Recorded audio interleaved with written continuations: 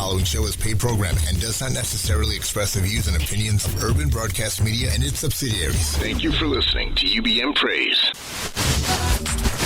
It's 10 p.m. Do you know where your children are?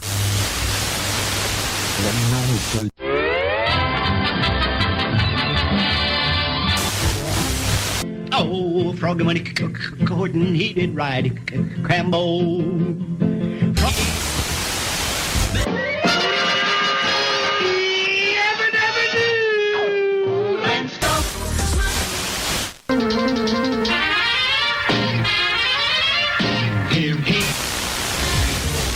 I'm just a bill. Yes, I'm only a bill. Green Acres is the place to be. And that's Uncle Joe, he's a moving kind of slow at the junction. Here we come, walking down the street.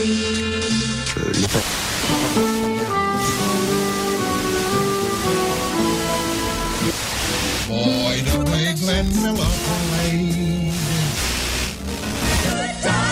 Anytime you need a payment. Now the world don't move to the beat of just one drum. Cincinnati, WKRP. Who is on first? What are you asking me for? I don't know. Now, wait a minute, I'm asking you who's on first. That's his name. Well, go ahead and tell me. Who? The guy on first. That's it. That's his name. Well, you ain't said nothing. I ain't asked you nothing. You did. You know the guy's name on first base? Sure. Well, tell me the guy's name on first base. Who?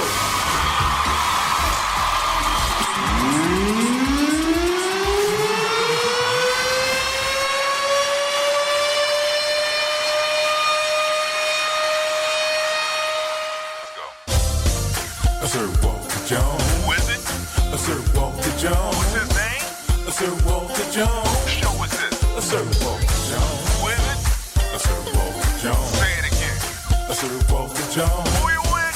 Sir Walter Jones. One more again. Sir Walter Jones. The Sir Walter Jones Show. Co-host Alvin Carter. We are a Christian talk show in where we tackle all the hot topics in a believer's walk. Sir Walter Jones. Who is it? Sir Walter Jones. What's his name? Sir Walter Jones. Whose show is this? Sir Walter Jones. Who is it? Sir Walter Jones. Say it again. Calling all musicians, new artists, singers, composers, poets, and producers. Grab a pen and some paper and listen up.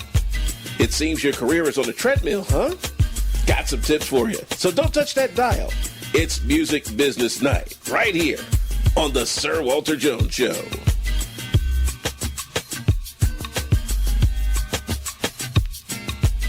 Hey. So, Van, you and I have been talking all night. So, what do you want to say? Well, I just want to say that he wasn't just a musician. He was an incredible musician. But that there was this a core of genius that just used music to express itself. But he also was an incredible humanitarian, Don. He was a Jehovah's Witness, so he was not allowed to speak publicly about any of his good acts, any of his charitable activity. But I was one of the people in his life that helped him with all of that. And so, he supported and helped to create something called Yes We Code. Yes We Code has now 15 major technology companies working with kids in the hood, getting them ready to have jobs in Silicon Valley. That was Prince. He worked with something called Green for All. I was the public face of that, but he put the money in. There are people that have solar panels on their houses right now in Oakland, California, that they don't know Prince paid for them. He was the kind of friend, kind of like you, Don. He doesn't care if you're having a good day. That's not when he's there. It's when you're having a bad day. He comes to the rescue. And there's so many people. I'll never forget, Don. I was in a plane that landed, and my phone rang. It's Prince. And I said, "Hey, what's going on?" He goes, "Where are her kids? Where are her kids?" I said, "What are you talking about?" He goes, "Lauryn Hill, where are her kids?" He had found out that Lauryn had gotten in some trouble, and the first thing he wanted to know is, where are her kids and what can we do to help? Now, this is just how he was. I guarantee you, anybody struggling anywhere in the world, He was sending checks. He was making phone calls, but he did not want it to be known publicly. And he did not want us to say it, but I'm going to say it because the world needs to know that it wasn't just the music. The music was one way he tried to help the world, but he was helping every single day of his life. Van, as a friend and a loved one, what are you guys dealing with today? Just guilt. Feeling like, what could we have done? What happened? And just feeling like now people will start talking and you'll start hearing. You know, he was such a private person. The people in the inner circle, and everybody got on TV and said anything. In fact, if you got on TV bragging about Prince, you ain't gonna know Prince tomorrow because he doesn't like that. So now you're gonna hear all these people coming out. Oh, he mentored me. He helped me. Like I said, he was there for us when we were down. When I left the White House, he was the first person to call. Al Gore called me, and he called me. And he said, come over. He had me come to his house, Don. And he sat me down. I was just feeling so low. And he looked at me and he said, why are you so sad? I said, well, because I had this great job. I was working in the White House. I was doing good things. He said, you're going to do good things again. He said, let me tell you what you do, Van. He said, go to Jerusalem. Stay there for 2 weeks and pray. He said, then when you come back, sit down and give me a blank piece of paper and you write on it everything that you want to do that you think will help the community. And I will help you do it. Okay? So I went from working for a president to working with Prince. And every single thing that I said, I said, we've got to go to Chicago and do something about violence. We did 3 concerts in Chicago, Don, 3. And every community group there he brought in. And he didn't let there were no vendors, only community groups to help. We went to Baltimore. He went to New Orleans. There's so many things that he did. Those concerts that he was doing were a cover for him to be able to go into cities and help organizations and help leaders and touch people. And I want people to understand now, and all the rest of us, quit talking just about the music. Everybody that's been on this whole thing knows his humanitarian part as well and how many people he's helped. And I know that we're not supposed to talk about it, but it's important that people know when you make it to his level. He said, I don't need any more attention, but I can't be in this world and see this much pain and suffering and not do something. Don't give me the credit, don't give me the glory. But he pushed all of us to do more, and we all did more. And I want him to be known for that too. And he was.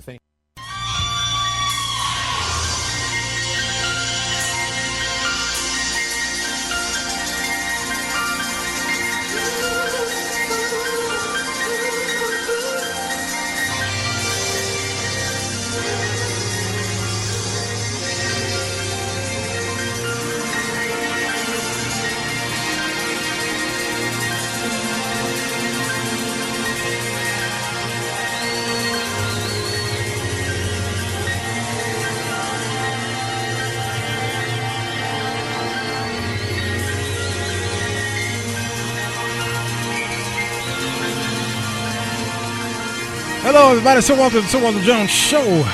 I'm he. It is Wednesday. Music Business Day. We sit around the mic and talk to y'all about the music business, the music industry, the music ministry, and all of that stuff in the bag of chips. Oh, my goodness, do we have a show today. You know, guys, we usually do our effect shows on Wednesdays where we take someone's work, someone's body of work, someone's artistic work, musically, and we dissect it, and we try to figure out what is it about that person, what happened in their minds that caused them to create the music that they did. I mean, we just went there. We went from the 40s and 50s and 60s and 70s and 80s and 90s and 2000s. We did gospel, secular, classical, blues, rhythm and blues. We did reggae. We did all kind of shows. Effects for certain people who some of you found questionable, and you wondered, okay, why are you doing a show about that person? And usually when we got through with that show, you then realize, oh, wow, I did not know that about that person. Today we're doing the Prince Effect, and we've got you guys chimed in here. The reason why we're doing the Prince Effect today is because many of you out there don't know his life. You only know Darling Nikki. You only know Erotic City. Or is it Exotic City? It's one of them two cities. They're twin cities. Okay, you only know the guy who wears these pants with the butt out. That's the guy you know with the perm and the stilettos. That's the guy you know. Okay, you who are our parents and what have you, and those of you who are a little deep and don't understand the lot of the music that this man has produced and created and gave to us were very yes, they indeed were emotional, but they were very inspirational. And if I could judge many of the ones in our churches today, those who are Christians today, and their music selections, like a Kirk Franklin, or even back in the day, I remember when the Clark sisters did "You Brought the Sunshine," and the church just slammed them for that. I remember when Tremaine Hawkins did "Fall Out," I think it was "Fall Down on Me" or something like that, and the church slammed her. They were so upset with her. I remember when Vicki Winans was on the award shows. I think it was the Stella, and she wore blue jeans, and she was dancing on the stage with her dancers during that time.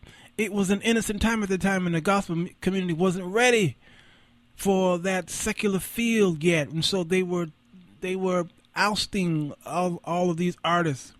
But I need you to know something very important here. As a matter of fact, I think the best person who explained it to me was Stephen Thurston. Stephen, if you're listening, all right, I'm giving you a shout out. I'm going to tag you on the show after it's over. But you put up a post yesterday, and I just need to read this on the air. He says, "Dear pseudo deep church people," that's Stephen at his best. He says, "Please silence the moaning over elements," and I took a word out because this show was listened to by children. "Silence the moaning over elements of Prince's music being incorporated into the music of the past Sunday's services experiences." Of course, a lot of you saw a lot of videos. One church had the band played an entire, looked like 20 minutes of all the Prince's top hits. That was, and the band was playing, and the praise team was singing the songs. That went a little too far for me. But it continues, says, "No one is going to hell because of it. That doesn't work like that. No one is letting the world in the church," he's saying. Take a church history class. Much of Christianity is rooted in paganism, and a lot of black church stuff is cultural and connected to tradition, not theology. He nails it. He's nailing it here. It's like he's been to my concerts. I don't know what's going on. There's no such thing as secular or sacred when it comes to music. The lyrical content is what separates the two chords or two chords are chords. Notes are chords, okay? There's no such thing as a secular chord structure versus a sacred chord structure. Take a music class. And again, I've been saying this for many, many years. And I say it all the time. I coined the phrase. Maybe I didn't coin it. Maybe I heard it in my sleep while the TV was on. I don't know. But there are no Christian melodies. Just like there are no secular or worldly. There are no devil melodies. There are only Christian lyrics. He continues to say gospel music didn't fall from heaven. Thomas A. Dorsey, who I met, thank God I met him right before he passed. I sang in a choir that Thomas Dorsey was directing. My father rode in on the Illinois Central train from Mississippi with Thomas Dorsey, and they played guitar together on the train. Thomas Dorsey is the father of what we know as gospel music. Research him and his musical background. Those good old-time church songs that you hold in such high and holy regard have the same structure, chords, notes, and sonic features as the blues and jazz that gospel was birthed from. Don't be deep and dumb at the same time. And I think somebody here, I think it was Albert Nana, says, choose a struggle. Do the homework, research, and more importantly, know your history to best frame the content of your conversation with context. You see, and you guys saw my video that I put up on Facebook. YouTube had to take it down because there were some UMG copyright infringement things going on, so you can't do that stuff on YouTube. But Facebook, well, thank you, Zuckerberg. He allowed me to do it. But I remember when, what's her name? Bobby. What's her name died? Whitney Houston? Yeah, Whitney Houston. When Whitney Houston died, y'all went crazy, man. all the Christians was like, oh, y'all crying and weeping and gnashing of teeth. You know, she was, and we know her lifestyle was raggedy. Drugs, just wild. That little reality show that she had, I couldn't stand to watch that thing. But she sang a few gospel songs. She come out of the church singing those songs that we love so dearly. And her forefathers, her mother, her grandmother, or auntie, you know. And I'm hoping Chris Bates will join me on this show before it's over because, you know, we're talking about Prince. You know, he's an expert on Prince. All right, so Chris, you know, there's a chair there, and there's a chair. All right. Okay. Yeah. So Demetri Brand Triplet, what you saying? What's up? Represent today with the PRN effect. All right, PRN. All right, nice little jazzy little thing there. That scream sounds like agony, Beverly Thurman. Okay, I get you. Yeah. Elder McGee is there. Hey, man, Purple Rain. Oh, woo, woo, woo, oh. Beverly Thurman said she was a human being. Yeah. That's the whole point. She was a human being. Prince is a human being. Who else died? Michael Jackson is a human being. And y'all telling us we cannot mourn over a human who lost their lives, who we feel was a part of our lives. Because some of these people were our uncles and our brothers and our sisters, okay, and our nieces and nephews. I remember when the biggest bigot on TV passed, Archie Bunker. And do y'all not know I went into a mourning season? I mourned for about a week long for Archie Bunker, a white dude who talking about coons and niggas and stuff on TV. He wasn't, but his portrait, the picture, even if he was the racist, playing himself, I still would have mourned because that man was human and he was saying things that he felt was right during that time. So this man Prince was like my big brother. I mean, he wasn't that much older than me. He was like a big brother, and he taught us the music business. Those of us that's in music. And so what we're going to do is we want to dedicate this entire show to him, and we're going to play bits and pieces from his songs, his albums, and what have you. You just heard the CNN interview with Don Lemon, just made me weep. And I think that's the best interview I've ever heard because he began to talk about Prince in his philanthropic ways and how even when that girl got in trouble and he asked for her kids. What's her name? Lauryn Hill. Prince asked for her kids. You know, he's got this thing called Code something. He came to Chicago 3 times, did concerts here, not because he wanted to make money, but because he wanted to make a difference. You cut me out. Because he wanted to make a difference in the community, okay? Because he realized the mess that was going on. He didn't do like Spike Lee did, put together a movie about taking away sex so that they can stop the crime in the city. I went to go see the movie Barbershop, which I think should have been called Chirac. That was a great depiction of the problem we have in here and some of the solutions, okay? I mean, just an amazing movie, all right? So, I got some files here, and you guys are chiming in. You won't be able to hear it quality like we do here because we're on Facebook Live, but I'm going to put it on Spreaker tonight so you can hear all of it in its quality, in its qualitative state. All right? Facebook only gives us, like an hour or so, and so don't worry, I'll put a part 2 up here. This will cut off, I'm sure it will, and then I'll put part 2 up there. Ella McGee says, Vanity, Sheila, you can keep Apollonia. Yeah. No. Hey, Jonathan Williams. Hey, man. Get here. Stop playing with me. Okay. All right. Hey, Brittany. First of all, let's say hello to the great Chris Bates. Chris Bates, man. How you doing, sir? Man, I am great. How you doing, sir? And always thank you for having me on part of your program. Oh, man, I've been waiting for you to cancel one of these shows so that you could get on again. Well, I canceled it. Okay. Well, that's the great Chris Bates right there. Hey, man, any memories? What you got? Well, let's see. It's first I'm gonna get this microphone taken care of. It has a mind of its own here. Mm-hmm. Gravity. Oh, I'm sorry. I keep trying to. Gravity. Science. Right. I'm trying to get it together here. Right. That's good. Well, let's see. It's always emotional to me because that was the second movie I had taken my then girlfriend, became my wife Vicky, was to see Purple Rain. Yeah. The first one was The Last Dragon. Oh wow! So it was like back to back. So she liked me the first time. I don't know why she did. You are the legend. Oh, don't get me started with that. Yeah. I was like, oh man, she actually likes me. So then we actually went on the second date. Now it's Purple Rain.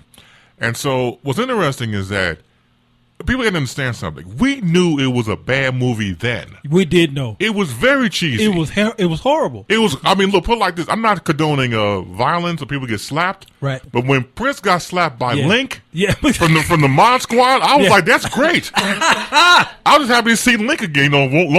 Clarence Williams III. I was since the '70s when he had the afro. I was glad to see him again. I was like, he's playing Prince's father. And then I thought that his mother was a descendant of Bela Lugosi, Dracula. Yeah, she was. Was she? He wants to kill me. She's always in the corner by herself in the movie. Right. It's like, he's crazy. He wants to kill me. And that was her line in the whole movie. Exactly right. I don't like it here anymore. Right. I want to go back to my coffin. Right. All she was missing was the cape. That's true. Right. So we knew it was a god-awful movie then, but we enjoyed it. Since what I was trying to tell the younger folks, before the internet, of course, to see the albums that we had of Prince, The Time, and Morris Day, people like that, coming to life on the screen, that was big time. It was big time. That was huge. Yeah. And to see our musical heroes on the screen, and even Prince knows a cheesy movie. Sure. Like, for example, every time they're playing at, First Avenue, the name of the club in Minneapolis, sure, he had a perfect song to go after Apollonia all the time. Yeah. The Beautiful Ones. He sure did. And then he got, later on, it got right. Yeah, and then when she got with Morris Day, singing Darling Nikki, got her all, flabbergasted. Sure did. And ran out the club and everything else. These perfect songs. Sure. I wish they had perfect songs like that to get after women. All of a sudden you're in a nightclub somewhere, you sing The Beautiful Ones, all of a sudden, she starts to melt and everything else. That's great. Yeah. Yeah. But it was a lot of fun to, now mind you, I go back with Prince when he had on the trench coat and panties on underneath. Sure. That Prince. That's the Prince. That's the Prince I was introduced to. Sure. With I was too. Controversy and Lady Cab Driver. Absolutely. Those elements, those songs. Because Prince, for me, was the Richard Pryor of music. Right. We had to go downstairs in the basement of somebody's house. That's right. Lock the door. Yes, sir. Play the record. Yeah. He's talking about some nasty stuff. He's nasty, yeah. Now, I'm a freak anyway. Yeah, we know that. And yes, thank you very much. And so when I was a younger freak, he helped me introduce my freakiness. Your freakness? Because I was like, oh, that's what you do with that. Yeah. I didn't know I was a youngster, but I was listening to Prince. I was like, if I ever get a girl, she likes me, I'm gonna try that. So Prince was not only I'm sorry. I'm sorry too. I'm sorry. It's not like nobody has ever tried it before. That's right. Trust me, many people on here. God made fingers for a reason. I can't do it. Right, for not just to point, but to grab things like a ball, or Michelle, clothing. I promise y'all, I'm gonna stop him from talking. I promise y'all. No, I'm sorry. She said, "Go ahead." I'm sorry. What was the thing? Oh, you and I will see. But from a music standpoint, it was nothing like I never heard before. Sure. It was completely different. It was unique. It was embracing. And for all of us from the beginning, I will sit there so that this camera could look at you when you. Yeah, go ahead. For all of us who knew him from the very first time we were introduced to him, it was something that we never heard before. We latched on to it because it was so different. Right. And the musical stylings of him went past the freakiness because it seemed to me as a fan, everything he did got better and better and better. Better and better. And here's when you know that Prince is cool. Mm-hmm. When your children love Prince. Sure. When your children love Prince, you knew he was beyond cool. Oh, yeah. No matter what generational lines or gap that you had. That's so correct because Brittany just raised her hand. Yeah. She's a huge Prince fan. Yeah, absolutely. Yeah. As am I. Yeah. Let's see, Mark Durson. Hey, man, Mark, I'm going to see you Friday, Saturday, Sunday, man, in Indy. Hope you're there. I heard you had a gig, man. Don't play with me. Kenyatta says, I love him on there. They talking about you, man. Oh, thank you. Thurman says, my ears and eyes were too sanctified for Prince. I'm old school. Yeah, we know that, Beverly. Trust me, we know that. Oh, I got to stop. You know, I had an epiphany. Yeah, you had epiphany? I had epiphany and a Tiffany. Oh, come on. After watching the Sir Walter Jones video on the R.I.P. Prince stuff, I said, it's no different than the old Saints when they mourned B.B. King when he died. Just they wasn't on social media. They was in the barbershop. Right. Okay. They was in the basement of the church talking. Right. You know, so it didn't get as much airplay quickly. Mm-hmm. But they talked about B.B. King. Yeah. And B.B. King was cogent. Yeah. Yeah, that's true. and so I don't understand how people can be so judgmental about Prince, because B.B. talked about the same thing. Yeah. Just a little bit more appropriate. No, I don't even say appropriate. It spoke to that demographic of that day. Right. I think Prince was a genius business-wise, music-wise, performance-wise. And he had an edge because somehow or another, there's a switch that was in his brain that he could take logic, make it seem illogical, but simplicity. Mm-hmm. He was prophetic because 1999 was 20 years ahead of its time. Very much so. And would have been relevant in the year 1999. Yeah. And with wisdom, he pulled it so they would not make a jingle out of it in the year 1999. Amazing. Well, that's good. That's see that I was waiting for you to get here. Let me read his bio here right quick so we know, so you old people out there know who he is, because you don't know. Again, you know him only by the panties that Chris Bates just got to mention him. I'm serious, y'all. What about know him by the panties jeans? and the stilettos. Prince Roger Nelson, born June 7, 1958. We lost him on April 21st of this year, 2016, for those of you who are listening to us in the year 1999. Known as Prince, was an American singer, songwriter, multi-instrumentalist, record producer, and actor. He was a music innovator and known for his eclectic work, flamboyant stage presence, extravagant dress and makeup, and wide vocal range. And his music integrates a wide variety of styles, including funk, rock, R&B, soul, psychedelic, and pop. He has sold over 100 million records worldwide, making him one of the best-selling artists of all time. And he's got 7 Grammys out there, y'all. A Golden Globe Award and Purple Rain. He got an Academy Award for Purple Rain. Now, not because his acting was the best. It was the music, the soundtrack. Okay. Show one for his acting. Yeah, they're right. All right. What you mean, All man? right. Man, please. The kid he deserved the Oscar. The kid was best performer. The kid. Best. You know what? The kid's in rare form. And I'm sorry. Morris Day should have got best Morris supporting Day actor. should have got best supporting actor. I will say that. Now, I will say that. here's the thing. Ain't nobody bad like me. How's the family? Wait, hold stop. Hold on before I hold it. Sure. I'm sorry. After he walked past the dressing room and said, "How's the family?" and they all laughed. Right. And when he stopped and paused and leaned against the wall, that was deep. That was such a deep Yes. moment of true acting. One of my favorite parts of the movie. Because you could tell he said, "Dang, I shouldn't have done that." I shouldn't have done that. Right. Without even saying a word. All emotion was all I'm over his waiting face. to hear from him. I haven't seen anything with his comments or his. No, I haven't heard anything either. Because they're first cousins. Yeah, I didn't know they were first cousins. They're cousins. I didn't know that. And Morris Day was Prince's drummer first. I heard about that, right. Yeah, they're cousins. You know, I would watch Purple Rain before Under the Cherry Moon. You would? Under the Cherry Moon. I loved Under the Cherry Moon. No, here's the thing. Under the Cherry Moon is the most god-awful movie Yeah, ever pretty put bad. on film. It's pretty bad. I could not get my money back to my then girlfriend. First of all, his name was Christopher, which is my name, and that shocked me. That is shocking. It is shocking. And then second of all, when he got shot at the end, I stood up and applauded.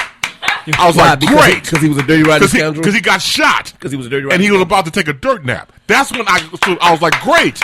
The movie ended with him getting shot. She got shot earlier in the movie. I thought he was going to get away with it. Because it's funny to me, the double standard of Hollywood, because that movie is nothing more than the urban version of Dirty Riding Scoundrels with Steve Martin and that's a very good point. And Michael Caine. Right.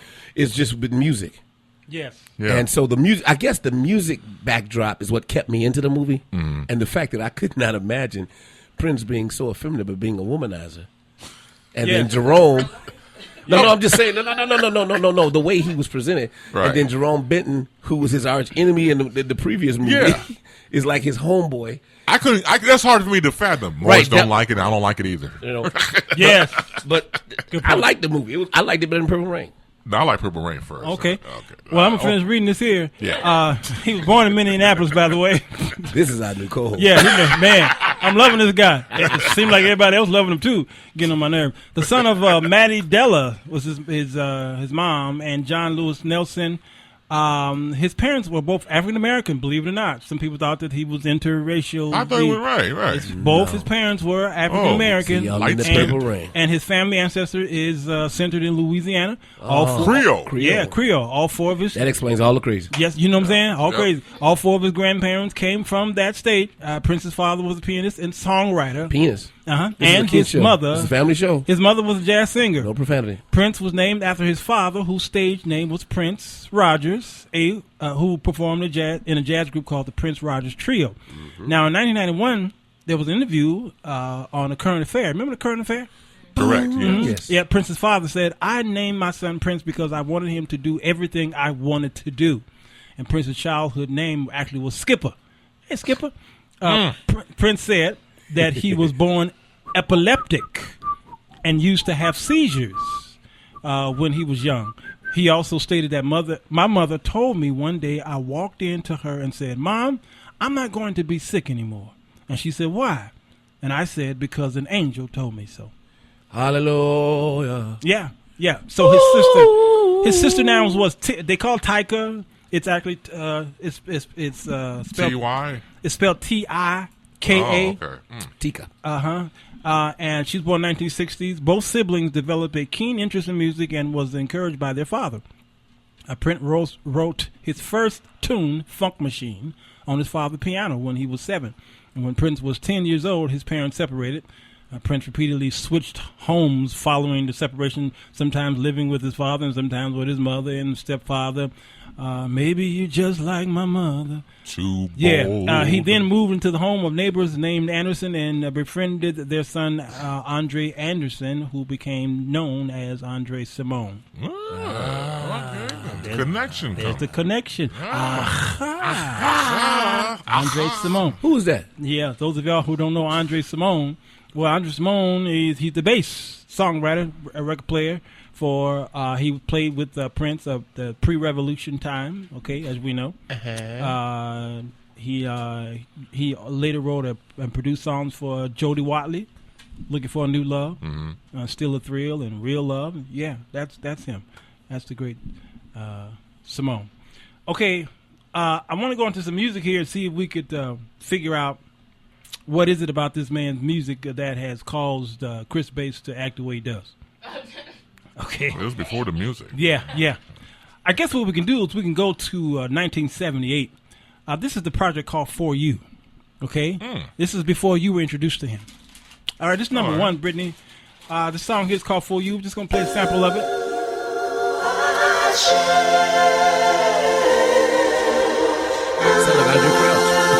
Yeah, it does.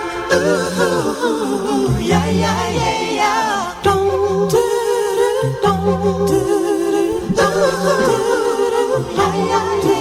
put it out here so that the Facebook Live can hear it, Brittany. Out here.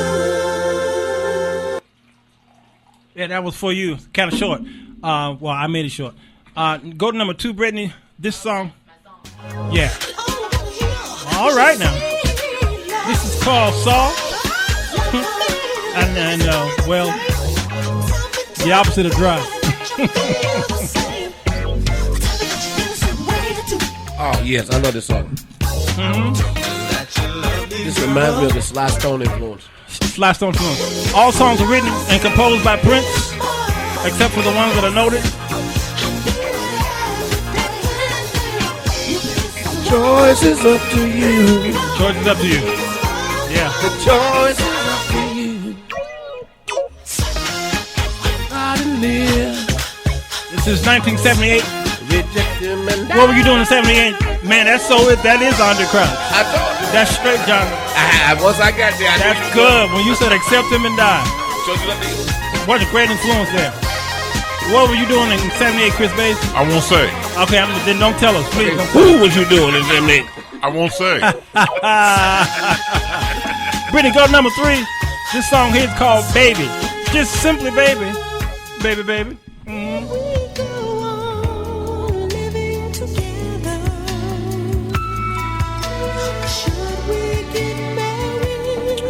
got a stylistic style.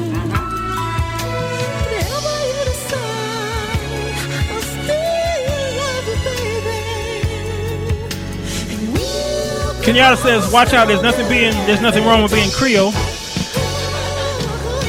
Demetri said, "Be careful of saying the word funk, Walt." Articulate, very important. Get out the gutter, D. Get out the gutter. Anthony Mickey Thomas, hey, my good friend, how you doing, sir? Hey, that Mickey. Mickey. Hey, that Mickey, how you doing, Mickey? Melissa Green says, "Grew up with Prince, but I was young, and his music definitely made me blush." Made is still making us blush. Claire Bell, I see you there. Prince surely had an effect on me. I never met him personally, but he was quite unique, gifted, delicate. That's a nice, safe word. He wasn't delicate. And a physically beautiful man. Yeah, if he invited me out for a date, I'd say yes. I dressed up. I'd have dressed up really nice for him. I'd have went out with him. I wouldn't have had no worries. I ain't kissing on the first date. I'm just letting y'all know that. He wasn't you either. Yep, I'd have dated him. He was deeply spiritual, and he exhibited. You all right, Chris? Chris, you okay? I'm just telling the truth. There's nothing wrong with the truth. It is hot in here. I'm just coughing. Okay, let's go to this. Is October 2nd, 1979. This is a project called Prince. Just simply Prince. Let's go to the next file there, Brittany. As I pull this up here, big hit for him. Man, huge right there.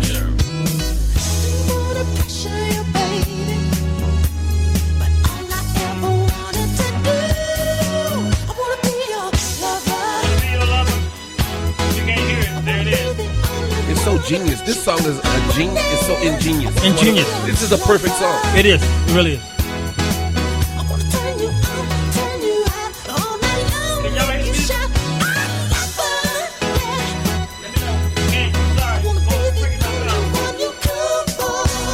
Lady Rochelle says Prince was definitely in tune with his feminine side. Yeah, that's true. Yeah, he was. Why would you eat? I want to be in love with us. Go to number 5, Brittany. This is called Sexy Dancer. Prince is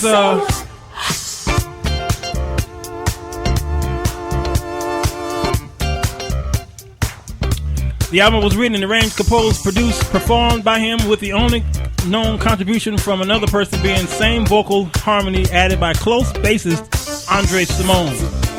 That's some on the vocals as well. I can do the part on this song with the breathing part. The breathing part? I can do the breathing part. Oh, yeah.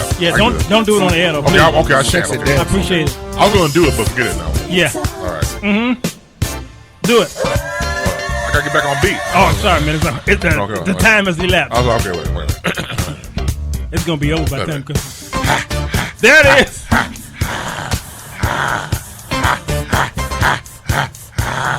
Camera on me.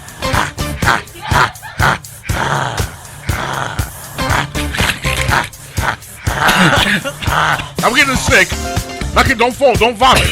I was doing the breathing part. He's having an asthma attack. Yeah, that was where's the shaker thing? Straight asthma. Go number 6, Brittany. That's straight asthma. Where's the salt shaker? This one is called Still Waiting. Again, from the project called Prince. 1979. What was you doing in 1979? I won't say. I won't say. Good. Alvin, what was you doing? I was in school. You was in school? What, first grade? I wish. You wish? I was on my way to high school, 79. I'm right behind you. Bass was on the third year college. I was in junior high. Michelle Thomas says, Chris, stop it. You sound like the man on Waiting to Excel. That was Loving Rockets. Yeah, he's right, you know. Wow, Michelle. Yeah, that's a good one. That's really. Let's go to number 7, Brittany. I think I Feel For You. And those of you who thought that it was Shaka Khan, let me rock you, Shaka Khan. It wasn't her. It was him first. And then she the one that made it a hit, though. Yeah. Well, this is probably one of the songs that got hidden on one side. Yeah. Because he said he didn't give the record companies his best songs. Sure. And when he submitted them other people, he would do a twist to it so it won't be so different. Absolutely. But it sounds like him still. It does. One of the 2 songs on that album, along with I Want to Be Your Lover, written as a demo for Patrice Rushen. Ooh. Though never appeared on any Russian's album, the most successful and well-known version was recorded by female vocalist Shaka Khan, appearing in 1984, I Feel For You. Absolutely. Big hit, now, big hit. What's ironic is this is too churchy compared to the Shaka version. Too churchy, sure is. The boy was a church guy. Listen to this. Yeah, for that time. Okay. But now. We're going to a project called Dirty Mind. I couldn't put the album on Facebook because I didn't want y'all to have another Dirty Mind. On October 8th, 1980, y'all. Go to number 8, Brittany. This is called When You Were Mine.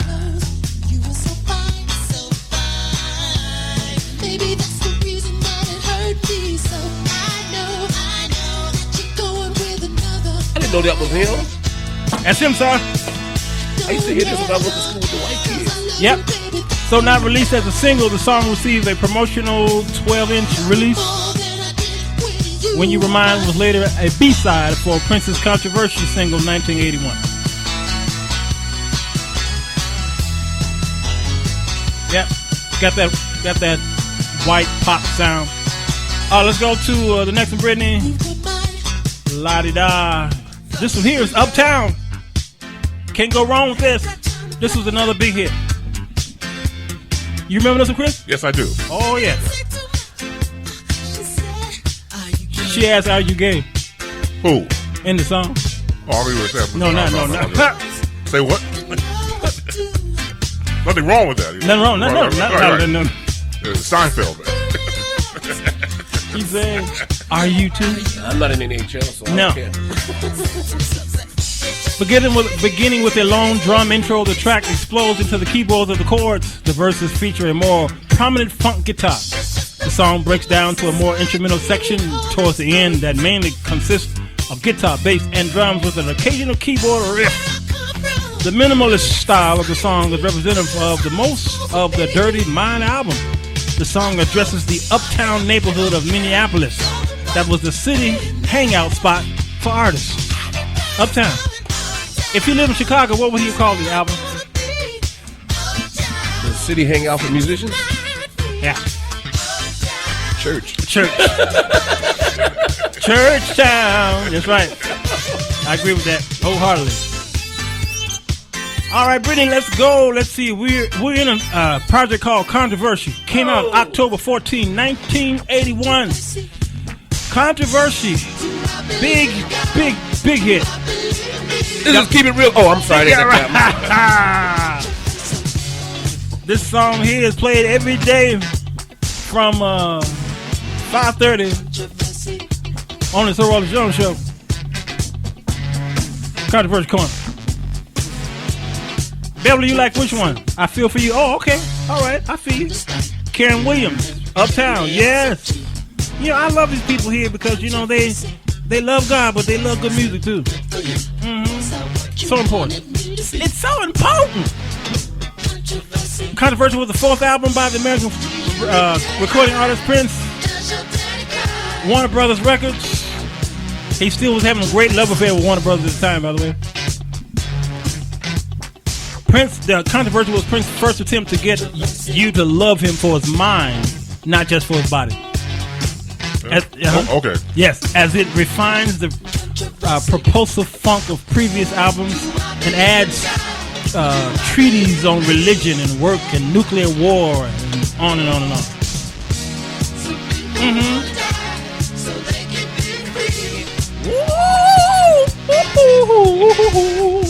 You hear that, Karen? That was good. Did you hear that, Karen? Did you hear me? I was blowing right there, boy. Okay. All right, let's go to Brittany, go to the next one now. I don't know what's next. Uh-oh. This is Do Me Baby. I'm okay, so another cold. hit. Which one of you preachers want to say Do Me Baby was your favorite? Me. Go ahead, put it up there. Yeah. This is a 2-time hit because what's the young girl who came out in the 90s and redid it? I forgot, man. In the 90s? Yeah, a girl in the 90s redid this. Abronia, you listening? Wait a minute. We got Brittany. That's Brittany, man. I don't know. Oh, she's in her zone right Who now. Who redid Do Me Baby? She was just on that song, too. Do Me Baby is a Prince ballad from his first album, Controversy. It was released as the third and final U.S. single from the album with a running time of about almost 8 minutes. It is the longest track on the album. The single did not chart until the cover version of R&B singer Melissa Morgan that's who it is. was released as the lead singer from her debut album on the same name. 1986, Morgan's version went to number 1.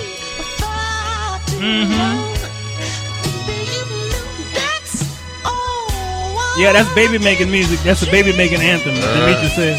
Jimmy Baby and International Lover are two of my favorites. I'm so cold. Yeah. Thank you, Karen. I know that was good, girl. You ain't got to tell me that was good. That was excellent.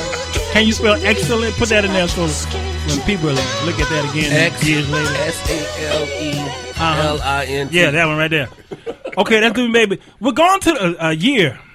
It was a very good year. The year 1999. Oh, boy. Oh, boy. October 26, 1982 for 1999.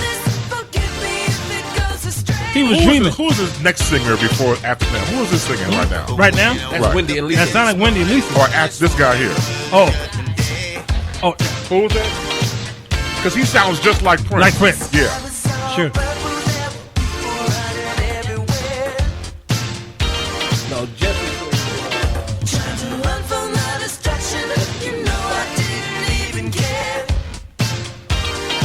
So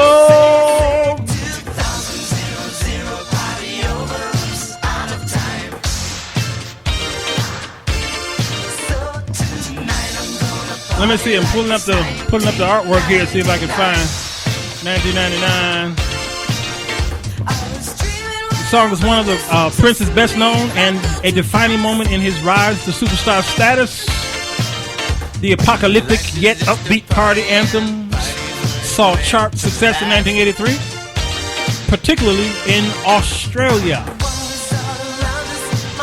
Let me see who's on this project here. Let me see. Okay, they don't tell me who his crew is. Okay, that's 1999. Let's go to next one. This is boom. I will see this. Yeah. Little Red Corvette. Alvin, what are you talking about in this song?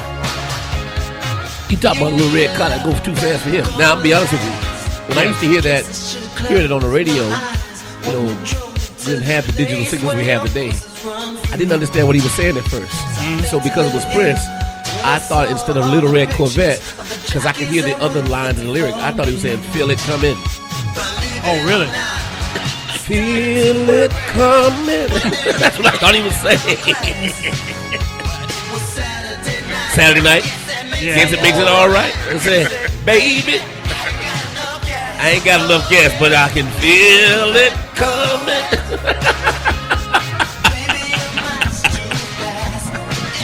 So I thought it was about premature ejaculation. You asked. I did ask, and I'm so sorry.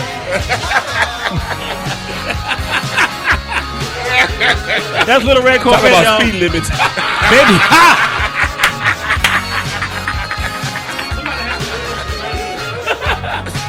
Baby, you're much too fast. Hey, let's go to the next one. Brittany, this one here is called Delirious. I used to love this drive. Eddie Murphy did a Delirious stand-up show, right? Yeah, stand up. Stand up. It was the album's third single, second top 10. The success of the single was boosted by the runaway success of the previous single, Little Red Corvette. Also because of DJs often played the first 3 album tracks in sequence, which just happened to be the order of the single released from the album. I'm giving y'all some history here. Hope you appreciate this. Delirious starts with 8-bar blues number that tells how Prince is being driven crazy by a beautiful woman. The song teases the listener with sexual metaphors hidden enough to avoid being censored. Yeah, he's delirious. Okay, let's go to the next one, Brittany. This is Michelle Thomas' big hit right here, International Lover. Uh-oh. Yeah, man. Shout out to my brother Michael Jones, who loves this song for some reason. He got a movie coming out that he's been working on called International Lover. Let's see. It was the song for which he received his first Grammy Award nomination for. Yeah.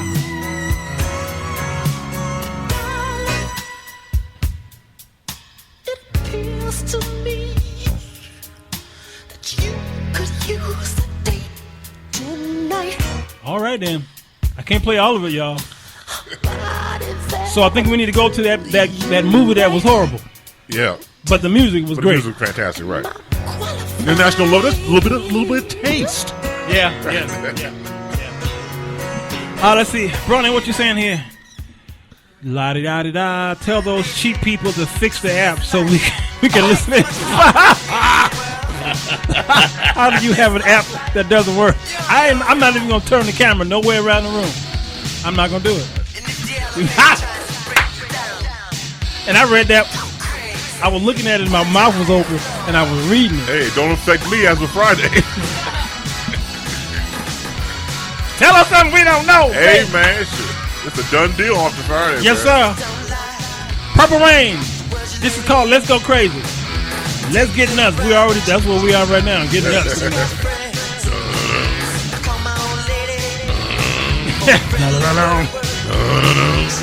You sound like what's that Muppet?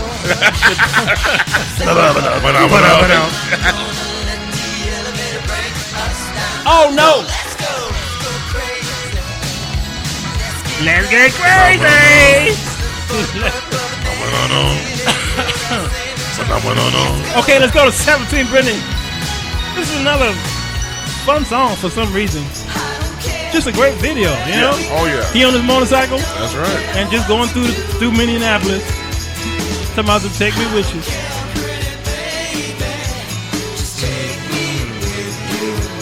It's a duet with Apollonia Cotero. And was originally intended for Apollonia's 6th album, but was pulled for the Purple Rain soundtrack.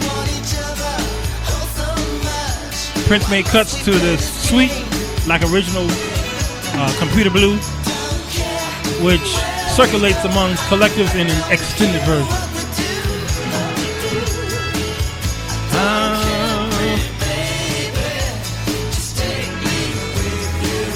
Lisa Coleman sang up under Apollonia's voice, by the way. And you can pay close attention. You can hear Lisa, you can hear Apollonia, you can hear Prince. All right, let's go to the next one. This one here is called The Beautiful One.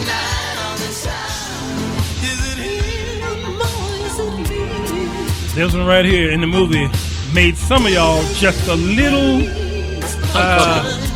uncomfortable. It made you moisture. Sweat. Moisture. You can't say you have to say moisture. Moisture. Okay. Sharona Robinson, I wish y'all would quit talking through the songs. Get your own show, Sharona.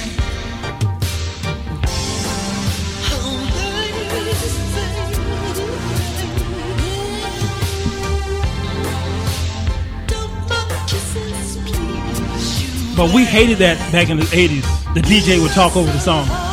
We hated it because we had our cassette tapes when we were recording the song. Right. And he would talk and talk. Milton Bronson had that bad album. Yeah. He would talk halfway through the song. I tell you who had it even worse than him. His name was Father Charles. Father Charles G. Hayes, yes. He talked all through his song. Change your attitude. You change your whole life. Gospel cavalcade. Kenyatta said, man, this song was one of those. Is that how your daughter got here, Kenyatta? Was it on this song? Come on, tell the truth. Come on, tell the truth. Shame the devil. Oh, that's a beautiful one. Leave Kenyatta alone. If you see her daughter and her, I've seen them. Straight twins. I've seen them. That little girl is Kenyatta when she was just amazing. How she just spit it right out. Wow. Pretty. I think she popped it right out. Gorgeous. Yeah. Let's see. What's that? Where we at? Brittany? Darling Nikki. I can't play the parts that y'all want to hear. I ain't playing that part. That's my karaoke hit. That's your karaoke hit. You knew little girl named Nikki? I did. You did? Yep. Nikki Johnson? Nikki Wood? Well, they call her Johnson for what she can do with it. Johnson? Nope. Kid show. I'm sure a lot of them were made listening to Prince. Nikki is a song composed by him. Yes, you did. Oh, this is the one that made it more. Moisture. When he laid on that seat, on that speaker. Yeah. I can't. Grab that leg. I need fuel. Y'all ever hear Black Man Blood? This song was not released as a single. It gained wide notoriety for its sexual lyrics, and in particular a reference to well, he was a master of his domain. Yeah. Don't debate him, but he was a master of debaters. Okay? I just thought I'd help y'all out there. I'm going to leave you to that one. All right. Yeah, he was the I mean, so much I could have done. Yeah. Okay. Let's go to the song here. I love the history on this song here because this is the only song Prince done that has no bass guitar in it.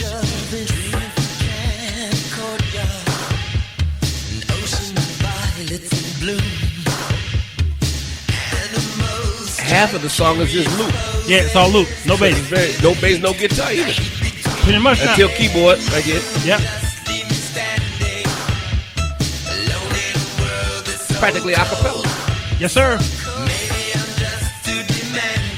And he put bass players out of business that year.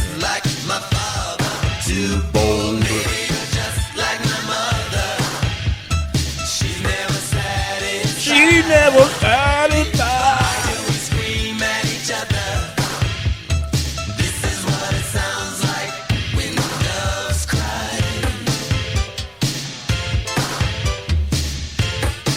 That's my favorite part, by the way. Hey, Sharenda. Oh, you said, oh, okay. Demetri said, leave my sister alone.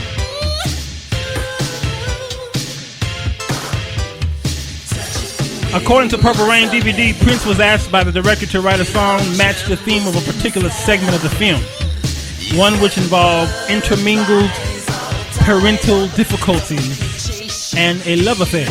So the next morning, Prince had reportedly composed 2 songs, one of which was When Doves Cry, according to Pierre Nielsen, Prince's biographer. The song was inspired by his relationship with Vanity 6 member Susan Moonsey, or Moonside. His relationship. Yeah, we're taking this quick break here. Let y'all take some water or something. Don't y'all go nowhere, though, unless Facebook knock me off. You know what I'm saying? Yeah, I gotta go to the bathroom. I'll be back. Yeah, later. You go pee, man. Okay. Yeah, I was gonna go pee, but I go to the bathroom. Yeah. Look at yourself in the mirror for about 4 minutes. Sure. Sure. Thank God for bathrooms. Yeah. Thank God for it. All right then. Okay. I want to hear from Prince's old mouth. I'm gonna play A and B. Brittany, we're gonna play A. Prince explained his name change. He was on CNN with the guy with the shoulders and the suspenders. Oh, Larry King. Larry King with. Hello, I'm Larry King. Larry King. Hey, Prince, let me tell you something. Chicago, hello. When me and Moses went to the prom, I wanted to know what. Okay. And B is how Prince described his music. Okay. Don't go nowhere, y'all. Actually, 10 songs you didn't know Prince wrote for other artists. Let's do that one. 10 songs you didn't know Prince wrote for other authors and artists. Okay. That's about a 4-minute bit there. And I'll come back maybe with some quick news. Okay? So what's the Jones Show?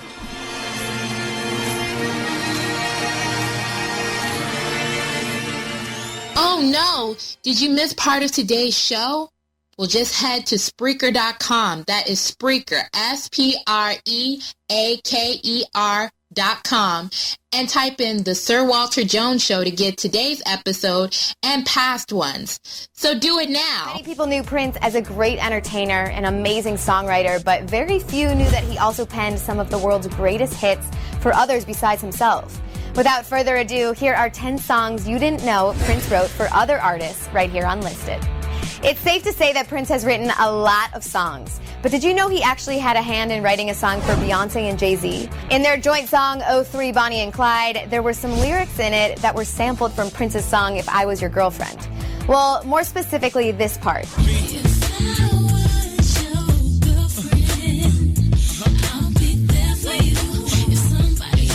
So if you think about it, Prince technically had a hand in writing that song. I mean, he was given writing credit for his sample on the song. If somebody hurt you, even if that somebody wasn't me. Anyway, another song that Prince wrote that you probably didn't know was Love Song with Madonna. Now, back in the day, Madonna and Prince had a somewhat rocky relationship. The two briefly dated for a bit in 1985, and of course things went south after their breakup, but even the Queen of Pop can't deny the talent that is Prince. Before things went downhill, the duo collaborated and had a duet called Love Song for Madonna's Like a Prayer album, and it went a little something like this.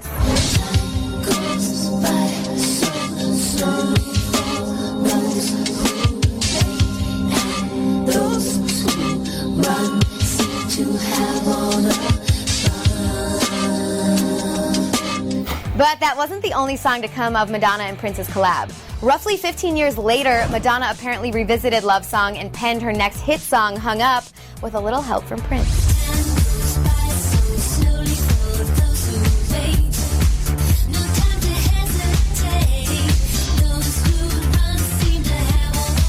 While he didn't technically help Madonna pen this jam, she did get inspiration from their previous songs together and took a few lyrics from Love Song and put them into Hung Up. So if some of the lyrics in Hung Up sounded familiar to you, now you know why. Another song Prince wrote was How Come You Don't Call Me Anymore? But you probably know it more as an Alicia Keys song because it was the singer that made the song a little more popular than Prince. While the late singer released the song as a non-album B-side to his single in 1999, Alicia released the song as the third single from her debut album, and it did pretty well on the charts.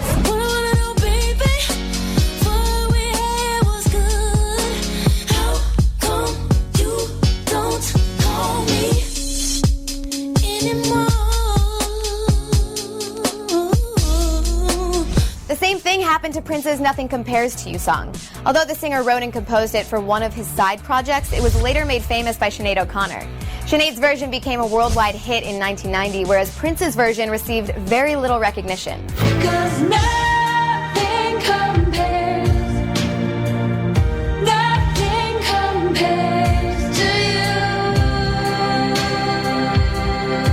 The song also became the biggest hit of Sinead's career. It spent 4 weeks at #1 and was nominated for 3 Grammys. But that's not too surprising because almost everything Prince touches turns to gold. Much like this next one. Everyone, well, a good majority of people, know that Manic Monday was a big hit for the Bangles. But did you guys know that it was actually a song written by Prince for another band? It was originally intended for the group Apollonia 6 in 1984, but he eventually took away the song and then offered it up 2 years later to the Bangles. It's just another Manic Monday. Wish it was Sunday. While Prince has penned a number of great songs for other artists, quite a few of his lesser-known songs were made famous from the artists covering them. Aside from Alicia Keys and Sinead O'Connor, Chaka Khan was another artist that made Prince's song I Feel For You a monster hit.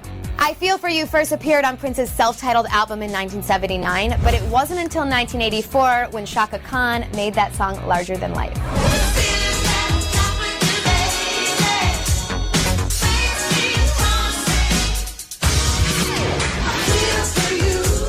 Even though Chaka made the song much more famous after she covered it, it was Prince who won the Grammy for that song, rightfully so, as its songwriter in 1985.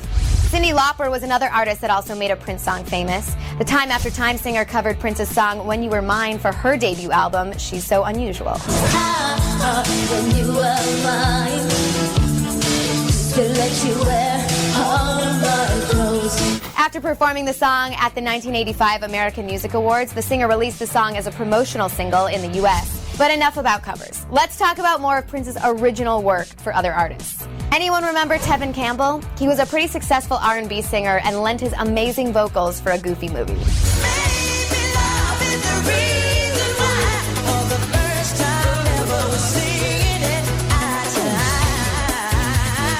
Yeah, you remember now, don't ya?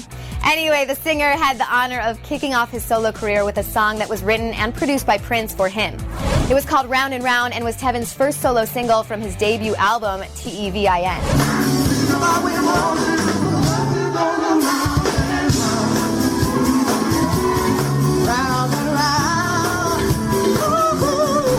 The song was a huge hit on both the R&B and pop charts, peaking at number 12 on the Hot 100 and number 3 on the U.S. R&B charts. It's one thing to have Prince write and produce your first solo single, but it's another to have him write a song and give it to you as a gift. That's what happened to Celine Dion.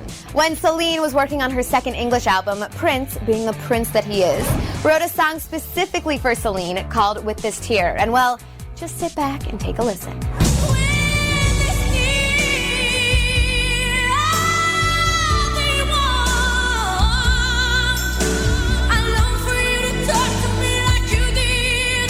So pretty. I love that song. Okay, guys, were you surprised by any of these hits that you didn't know were written by Prince? And what is your favorite? The following show is paid programming and does not necessarily express the views and opinions of Urban Broadcast Media and its subsidiaries. Thank you for listening to UBM Praise. Hey you, singers, musicians, writers, and producers. Feel like your career is on a treadmill? Tune in to the Sir Walter Jones Show, and we have tips or the solution for you. Who do you call? Jesus. When you're sick.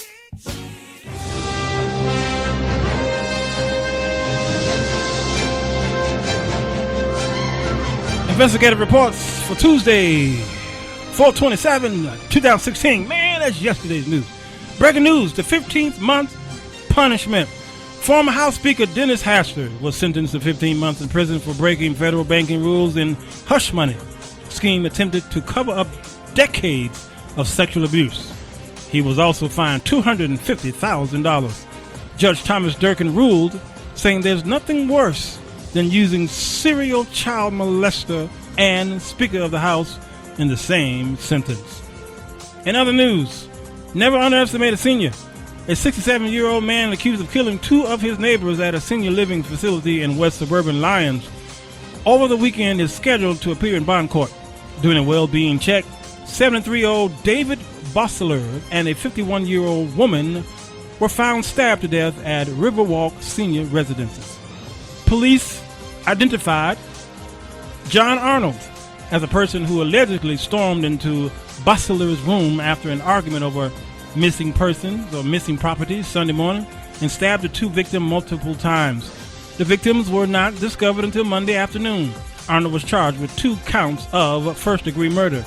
Investigators are still working to identify the female victim and contact her family. A long road ahead for a toddler. A mother driving down the Milwaukee highway was shot and killed by her toddler son in the back seat when he got his hands on a gun, police said. Patrice Price, 26, was driving a car belonging to her security guard boyfriend when the 2-year-old accidentally fired a weapon that had been left in the vehicle. She was pronounced dead at the scene. Today in music history, 1973, Opryland opened in Nashville, Tennessee. And in 1976, David Bowie was detained on a train trip from Russia to Poland because he had Nazi books. The books were for research on a project. That's the news, y'all. Investigative reports from Mayor Nikita for the Sir Walter Jones Show.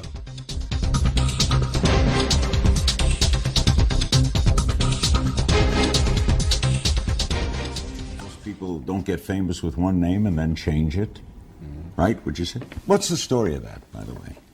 Well, I had searched deep within my heart and spirit, and I wanted to make a change and move to a new plateau in my life. And one of the ways in which I did that was to change my name. It sort of divorced me from the past and all the hang-ups that go along with it. Why then did you choose the artist formerly known as? Well, I didn't choose that. That was chosen for you. Yeah, pretty much. What would you have chosen? I mean, did you think of a name? What is your name at birth? My name at birth was Prince Rogers Nelson. Yeah. So did you think of Nelson? No. Rogers? No. Were you thinking of a name? No, it didn't come to me like that. So how did the artist formerly known as come about? Well, that came up through people's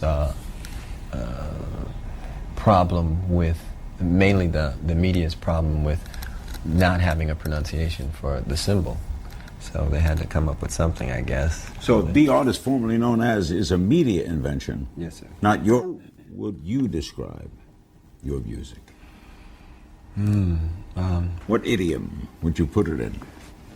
The only thing I could think of, because I really don't like categories, but the only thing I could think of is inspirational. And I think music that is from the heart falls right into that category. People who really feel what it is that they're doing. And ultimately, all music is or can be inspirational, and that's why it's so important to let your gift be guided by something more clear. Now, where does your inspiration come from? I like to believe that my inspiration comes from God. And that. Did you always believe that? No. As you grow older, you learn and you start to you get smart.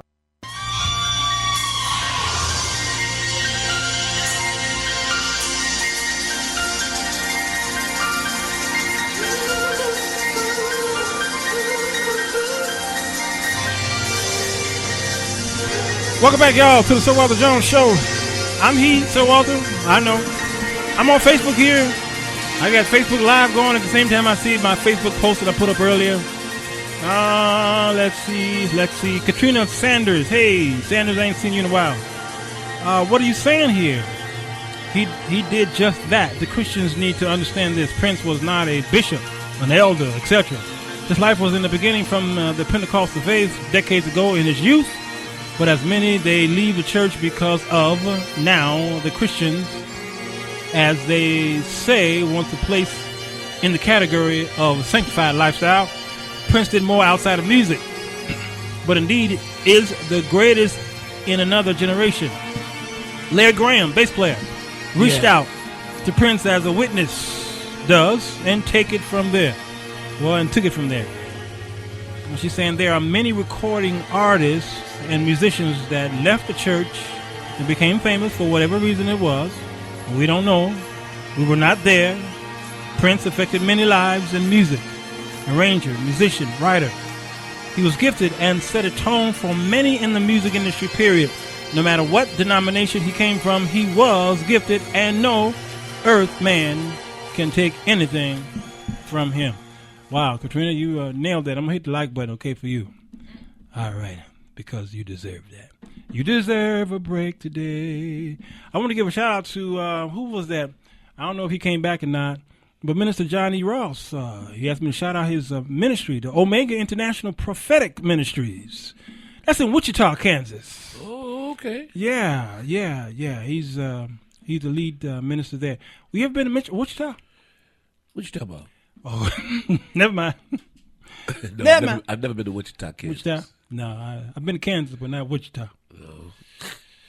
Have I been to Kansas? There's a song called Wichita Lineman by Wichita Lineman, yeah. Great song by Glenn Campbell, I think it's here. Mm-hmm. Yep. Hey, Brittany, why were we? Because we were still in Prince, right? Oh, boy, she knew. Good Lord. This is I Would Die For. I used to do that dance when you go across the stage. Yeah, don't do the dance in here, though. Please don't do it. don't do that dance in here. He would dance for. I see it, Alan. I see it. I'm telling you. Yeah. Oh, my goodness. He's so nasty. Now, that was dance. That's praise dance. That's praise dance. Sure is. That's straight praise dance. Oh, let's see. I would die for you. Oh, I can do some stuff with that. Do you hear what's going on under that background? Yeah. 1, 2, 3. I hear it. The discipline is required to play for him. Yeah. Yet the complexity, oh my God, there's so many layers of. So many layers. Oh, I can't go into it. I know. Ooh, let's go to the next one, Brittany. Because he would die for you. This one right here is another exciting electronic psychedelic baby. I'm a star. Oh, I love this. Yeah. This straight church. This straight church. This is I guess you would say. What's his name? It's a baseline short of a bump. It is. It's a baseline short of a bump. It really is. So it's like a little bit of James Brown funk with quartet. Quartet. Like high speed quartet. I might not know now, but baby, I'm a star. Was originally composed and recorded in 82, a highly prolific period, which yielded many songs which Prince released over the years. The version on Purple Rain was re-recorded with The Revolution during a live performance in 1983. Windy. Prince later re-recorded or reworked the live recording in the studio, adding overdubs and other refinements.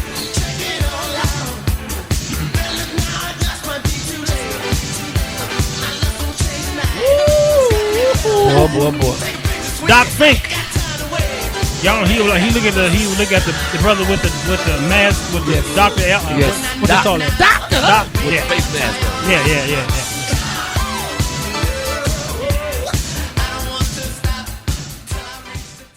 Now, That song make you tired. Yeah. There's Now, so much energy in it. Some of the words are very, very questionable because the song also contains an unusual backmasking at the beginning and end of the song. Which song is this? This same song here. Baby, I'm a There's star. a F word in there a couple times. What? Yes, it is. You guys didn't know that. They just talk so fast. Yeah. Let's see here. Where we at, Brittany? We still in the Purple Rain? No, we out of Purple Rain. Okay. Well, then we're around. Okay. Of course, the Purple Rain song plays, but we'll play that for our outro. We got like 3-4 outros. So y'all, those of you who are on Spreaker.com, you'll be able to hear it. Janet Hill, hey, what you saying? Not just the music. Have you looked at the lyrics? It's worth it. Yes, I just told you about the lyrics. Let's see.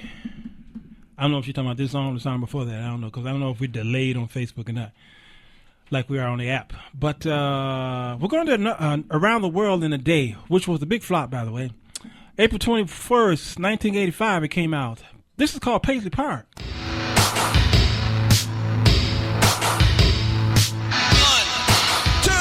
One, two.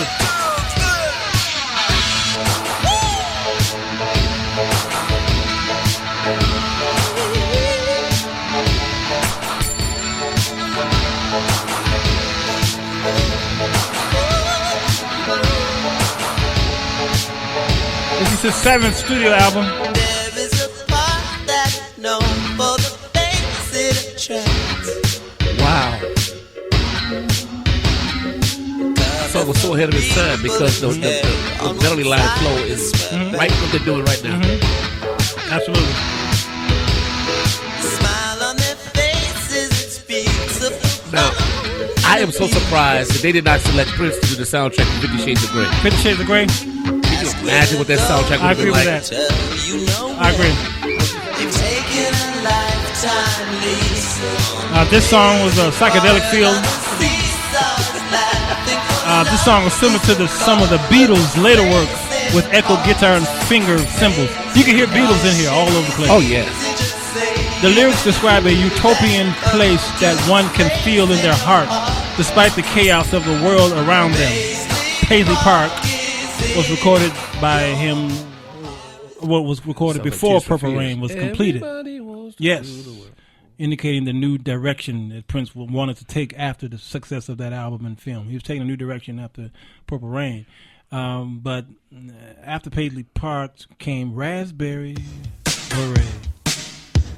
One of my favorites on this particular. It is my favorite on this particular song project.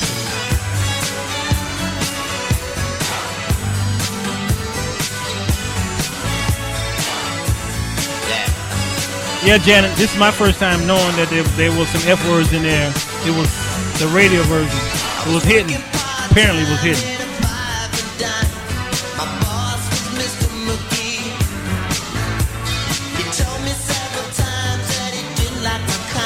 Kim Randall. Yeah, I'm a Prince fan. Stop playing. Serena Robbins said 50 Shades of Grey wouldn't have been Prince in the 80s. It would have fit with the music he produced in the latter years. That's true. That's my point. Yeah, that's the point. Yeah, she's right. You lost your Facebook feed. Well, come back. Raspberry beret.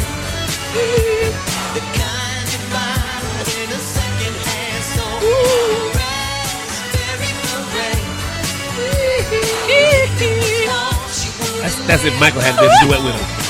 Okay, that's true. That's true. The sound of the song was different from any previous Prince track, incorporating Middle Eastern finger cymbals, string instruments, and even harmonica on the extended version. Yeah, no, that's some great history there. Well, that's Raspberry Beret, and then what happened was Pop Life. I love that song. This song here, again, took you. Now, I thought this was Steve Arrington. Steve Arrington? Yeah. Really? Slave. Slave, that's true. Sound like Steve Arrington. It does Slave. seem like it sure do. He even sang like Steve Arrington. Sure do. And the way the bass is approached, it sounds like right. Steve Arrington. You're right. Oh, baby. No, that's Albie. That's another boy. No, not the beggar. No, that's Slave too. What's that boy's name? You about to say I'll be sure when Not Albie Sure, the other one. You can't say. He got his own radio show now. Right, the nighttime radio show. What's his name, y'all? Who's the beggar? The guy was always begging back in the 90s. Keith Sweat. Keith Sweat, yeah. Yeah.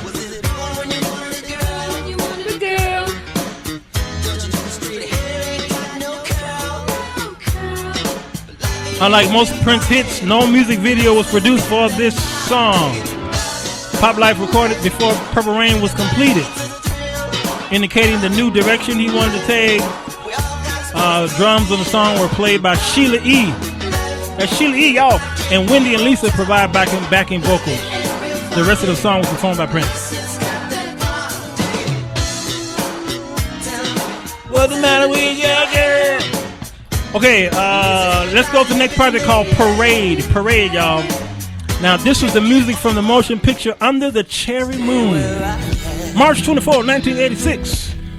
This is that eerie song, Under the Cherry Moon. Don't understand. In a special sky. If I don't find my destiny soon, I'll die in your arms under the cherry moon. This is very clever. Oh my God! That's I'm telling you. This. Yeah. I think I like the movie for the music, for the how they connected it. Absolutely. Maybe yeah. I'll die young, like heroes die. Maybe I'll kiss you some wild, special way. If nobody kills me or thrills me soon, just great chord structure for Prince. There's a scene where he's on the piano in the movie, and he seems like he channels Oscar Peterson. Sure. He just starts playing these riffs and these jazz stretches. I'm like, wow. Yeah. And it's funny the things that you hear in these songs. Like in this one here, I heard Moses. What's the movie? Charleston Heston. Ten Commandments. I heard. Who's the director? Cecil B. DeMille. Yes. You could hear his music throughout the soundtrack. That's what I heard in here. Da da da da da da da da da. Yes. Right. That's straight Cecil B. DeMille, man. That's 1940s, 50s yes. Era there, which tells us how we are influenced by where we were come up under. You know, my music, you can hear the 1960s and 70s in my music because the 70s was the greatest era for my influence. Mhm. They call it singer-songwriter era. Okay. You know, and when you hear my originals, Yes. you'll say, that's old school. Yes. That's Stevie. Yes. You know, and I concur. you hear classical, you hear Oscar Peterson, maybe some of his runs and stuff, but the structure of the song, you might hear a lot of white artists from the 70s, pop. Mm-hmm. You know what I'm saying? You hear? I agree. I understand. I get it. Yeah. Just amazing how we were influenced by a lot of the white artists of the 70s, and then as we got further into the next decades, then we became influenced by. Yeah. Opened our borders. Yeah, we did. We opened our borders up. Let's see. This is that's Under the Tread Moon. This is Girls and Boys. I love you so much. Maybe Got that bare sax thing going. Yes. Maybe another world, space and joy. There's a rebellion on the girls and boys. Yeah, very clever. I got to go through these real quick, Brittany. Go to Mountains, number 28. You hear that Prince drum, usual drum with the clap. Yeah. Okay, the echo. This sounds more like Baby I'm a Star, but slowed down. But the lyric form in here is very inspirational. You're talking about moving mountains almost. One of your favorites, Mark? Which one is one of your favorites? I wasn't watching you there.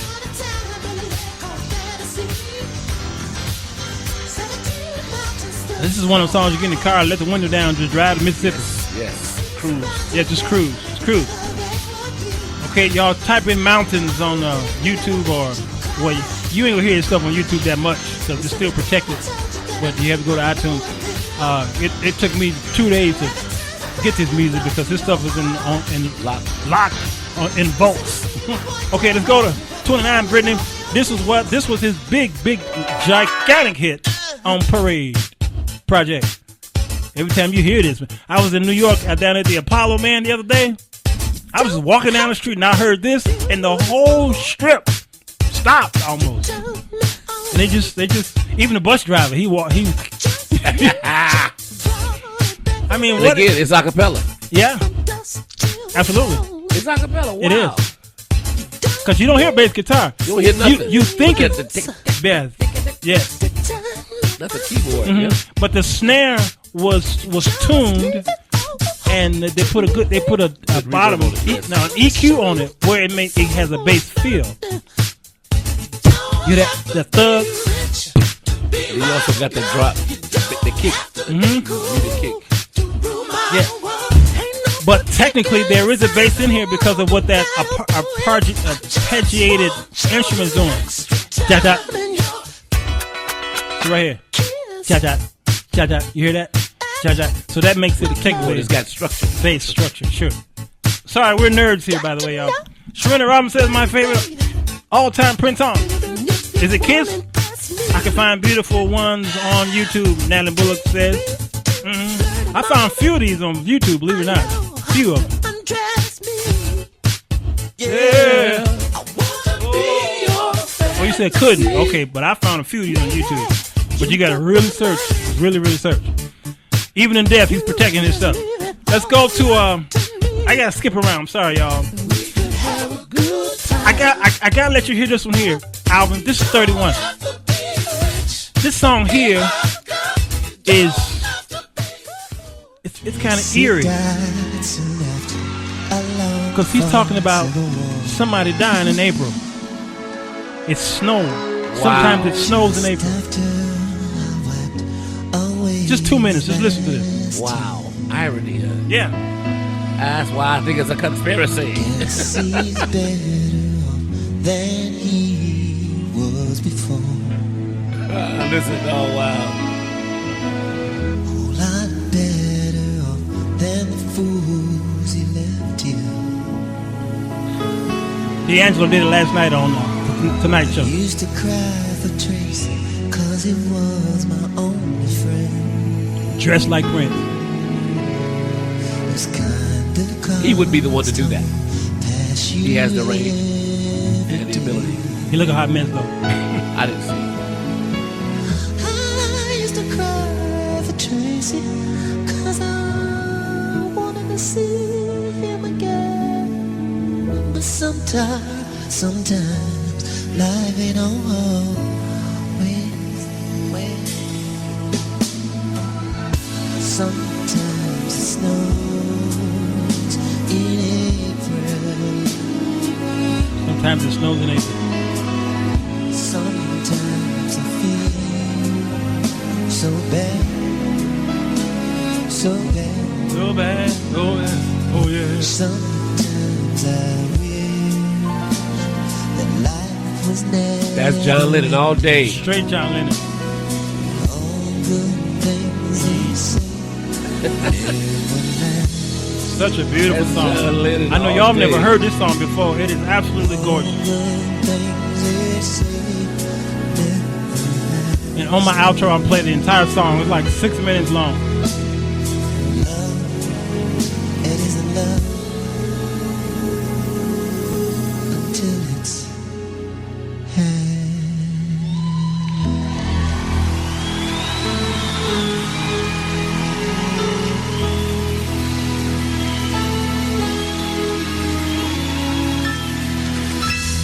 Ain't that something? Yes. That's so beautiful. Again, you'll hear the whole song. Those of you on Spreaker.com, you'll be able to hear the whole song. It is absolutely beautiful. Hey, I'm going to go to Controversial Corner. I'll get a little touch of a controversial. Thank you. From Prince again. Oh, you're welcome, Prince. No problem. I do this for you because you and me, we boys. All right, y'all. Don't go nowhere. We got 30 more minutes in this show or less. We're going to run through these real fast. So what's the Jones Show? Politics, doctrine, current events. Let's meet at the Controversy Corner on the Sir Walter Jones Show here on UBM Praise. controversy. Can't understand human curiosity. This is Keep It Real Carter. Are we ready? There we go. This is Keep It Real Carter here at the intersection of controversy and purple composition.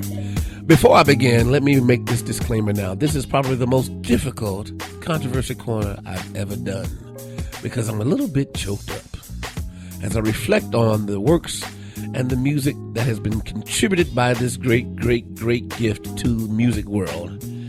I have to say that I am emotional. I aspire to be as good as he was or is.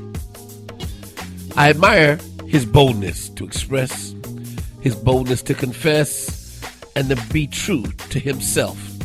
And that's what he's inspired others to do. Prince was one to motivate and have compositions that says write with prosody, play with precision. I can't read my writing now. Dance with power and perform with, yeah, that's what I wrote. Perform with pristine polishness. That's not a word. I can't see for the tears. He was a humanitarian, yet he was very private. Selfish, yet sharing. He was sensitive, sassy, and sexy, but yet he was very salvific in his efforts. So I put together this little collage of song titles as a tribute to him.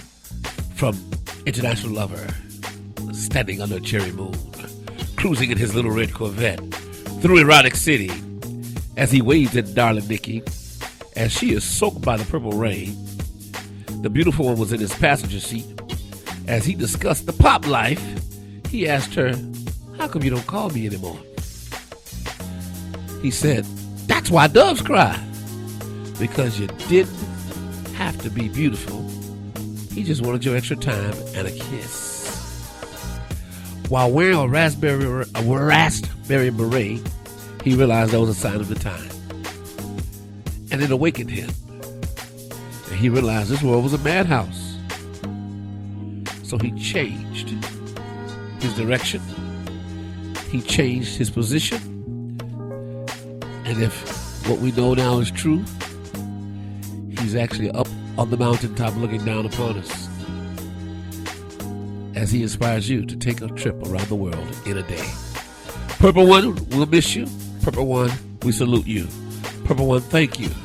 And as they go into the vaults of what you have yet to release, we pray and hope that what is in that vault is even greater than what we have already heard. And that's my controversial corner. Controversial Corner every day, 5:30 p.m. Central in wherever we are. They call it, Kenyatta says, Conspiracy Corner. Thank you.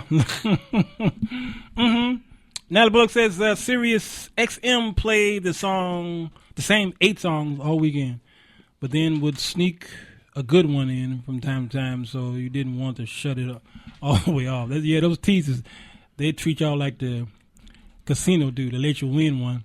Yes, Lord. Nice purple shirt for the Prince tribute album. I'm colorblind. Yeah, apparently. My purple was dirty. Yeah. Demetrius says, work that discography, brother. Work that discography. Okay, I got to move to these real fast, real quick like. Yeah, we... what? My favorite album. Well, let me see. Sign of the Times. Well, it was okay. July 6, 1987. Housequake. Right quick, give him a sample. Housequake, 30 seconds.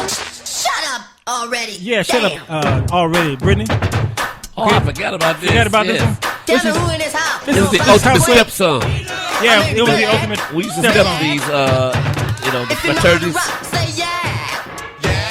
Yeah. If you know how to party, say, oh yeah. Oh, yeah. Okay, that's just funky stuff. And then 33 Brittany, what happened was he was on the Muppet Show.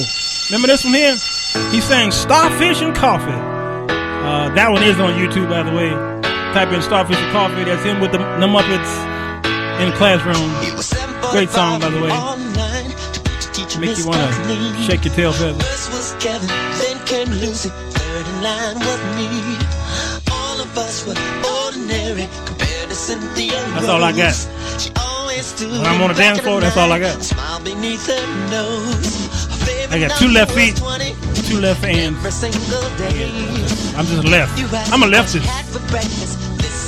Well, starfish and tea, cause I can't drink coffee. Brittany, let's go to 34. I could never take the place of your man. I don't want to take the place of y'all's man.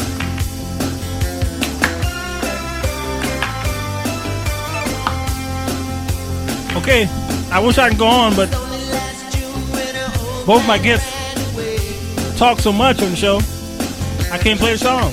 What talk? Oh wait, this is a talk show. Surrender. It's a talk show. If you want to listen to some music, tune into the D. Curtis and Random Show every morning from 6 to 7, 8, 9, and 10. I don't know what time. Okay, Brittany, go to the cross. He is coming. He preaching on the cross, y'all. Don't die without no. What's really happening, Jonathan? I have no idea. I'm trying to dance, man. Wait. He said that he's a Jehovah's Witness. I question that. You see what I'm saying? Yeah. Here's what I think. They let it think what they want. Here's what I think. He ran with the Jehovah's Witnesses, but he was not really a part of them. Like I run with Kojic. Because he don't talk like a Jehovah's Witness at all. No. In fact, the way he talk, it's a direct attack to their whole standards of what they believe. Well, actually, the doctrine has changed so much. Like they revisit it every 10 years. Because my uncle was one. Sure. But there's a barber that I go to, who works in the shop I go to. Yeah. Now their doctrine has changed about Jesus even more. Because what happens is people go and they read for themselves, they bring it back, and they discuss it, and they're able to exegete and present their points now. That's it, Brett. Yeah, that makes sense. So just keep studying, keep reading. You'll find keep reading, you're going to find the truth. This is Adore. Oh, I love this song. Big I forgot hit. to put that in there. Yeah. Big hit. I adore you. Well, so who am I talking to when I say that? See, now all these people are looking at me. They're going to say, he talking to me. No, I ain't. I'm talking to you. Even with the slow dances, I do this. That's all I got. I ain't got no more. But give me a piano, I try to tell them I make the music for y'all to dance to. I make love to my piano. Oh my God, me and my piano got a love thing going on. Me and that. That's the real Mrs. Jones right there, my piano. Hey, Brittany, we're going to May 10th, 1988. A project called Love Sexy. I can only play one song from that project. This is called I Wish You Heaven. Great song. That signature snare reverb. That's when you know you're moving into the 1990s, especially boy right there. Christopher Cross. Straight pop.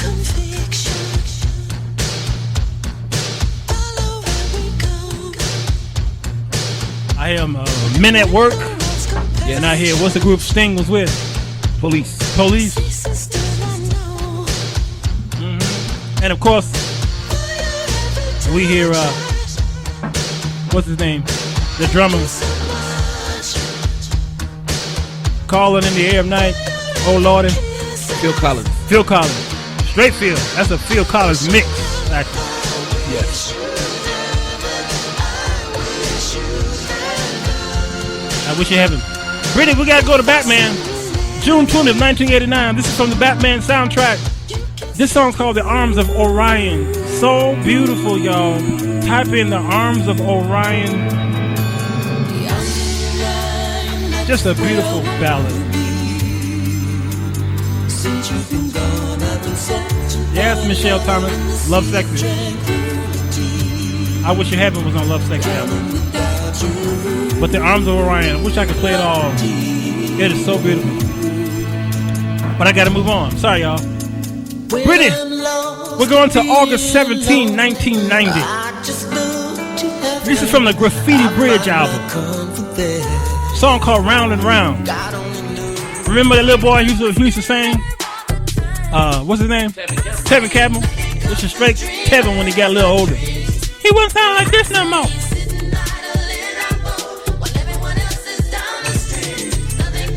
Prince wrote this for him, and it just catapulted him over there to the other folk. 41 Brittany. These are some people that I know who are raising offerings in our churches. This song's called Thieves in the Temple. Thieves in the Temple.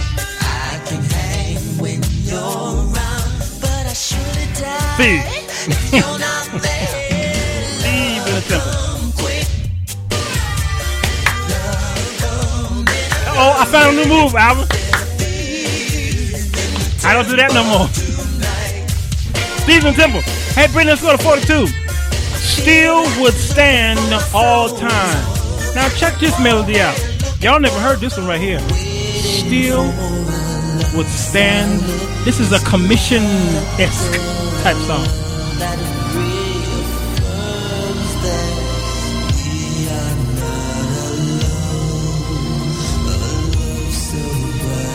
It sounds like a groovy kind of love song.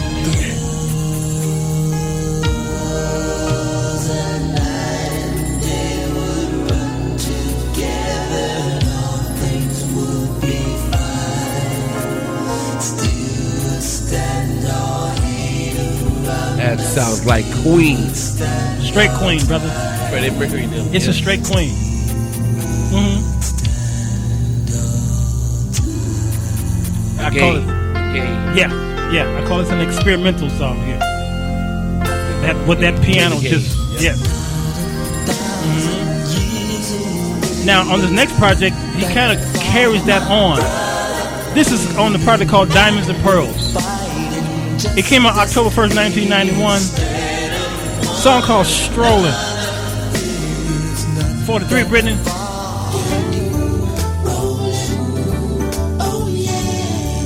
Some of his swing influence.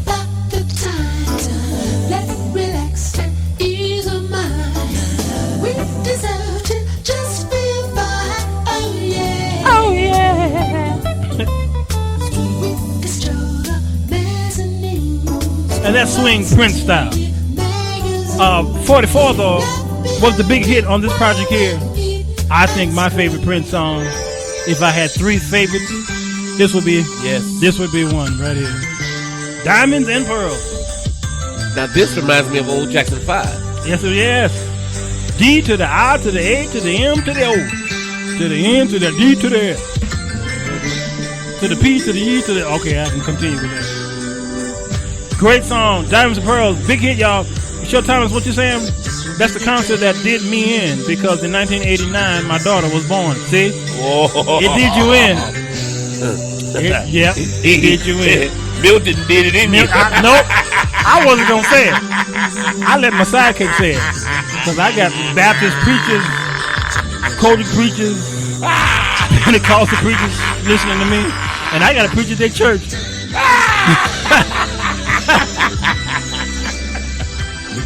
Diamonds and Pearls, y'all. Big hit. Great song. Again, I was down there at the Apollo Theater, New York, and that song was ringing throughout.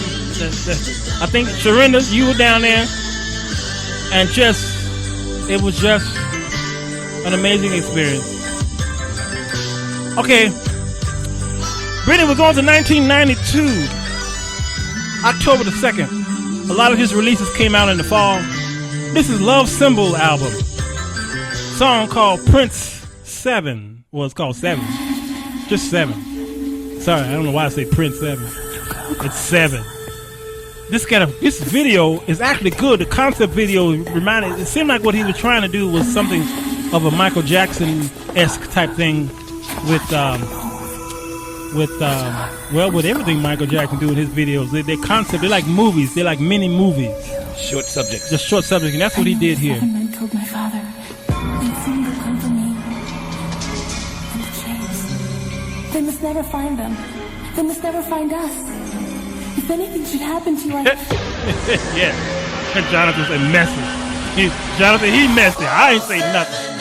Oh, I'm behind. I can't see no stuff. They stand in the way of love, and we will smoke them all. We'll smoke them all. With an intellect and a savoir-faire. No one in the whole universe will ever compare. I am yours now, and great you are melody, mine, harmony, we'll love through all space and time. So don't cry. and it's all male-ish. Album. Hey! Look at that!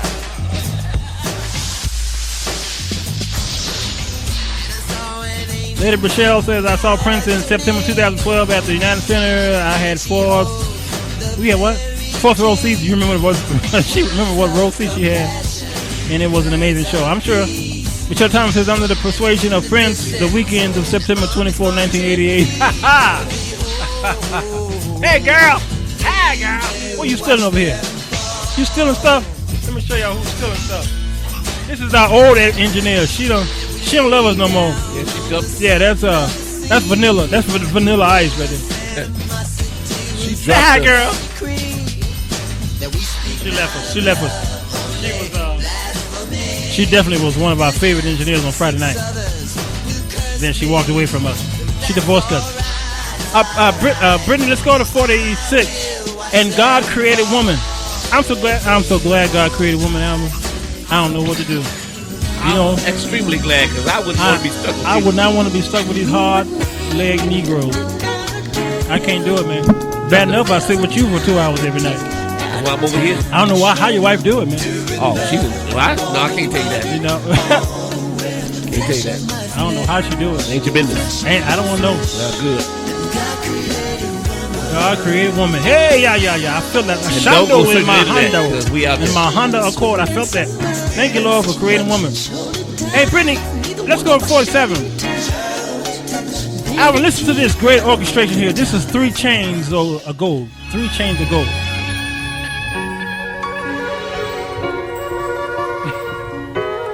Sounds like White Orchid by Stevie Wonder. Yes, sir.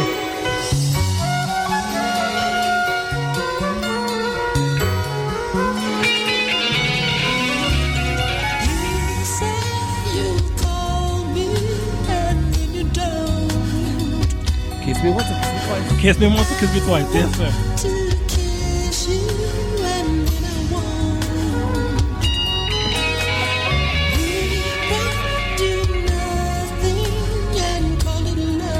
what happens here is it goes into a. Heard it? I know you heard that. Yes. That's something you would have done. That was beautiful.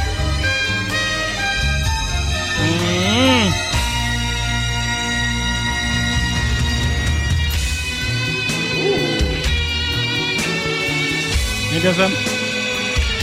This is Freddie Mercury.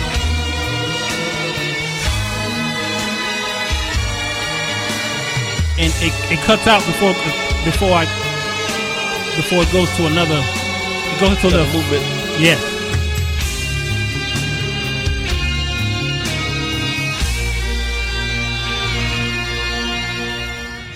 Then it goes fast. It's just a great 3 Chains of Gold, y'all. You gotta put that in your Google spheres, okay? This is the hits, the B-sides. I got just 2 more to go. There's Prince. This is called Nothing Compares to You. String, man. I am so moved by strings, more than I'm moved by anything that I can think of. 7 hours, 13 days. Your love will. Church. You hear that, church, man? Oh, definitely. For sure. Yes, sir. Hear me some Ogo. Yeah.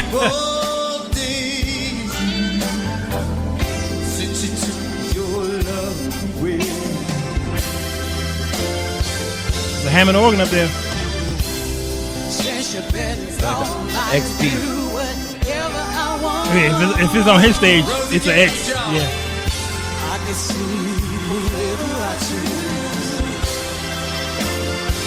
The ultimate song, says Dimitri. It's a great song.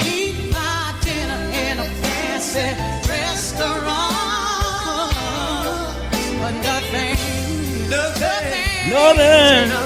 Oh, yeah. Ooh.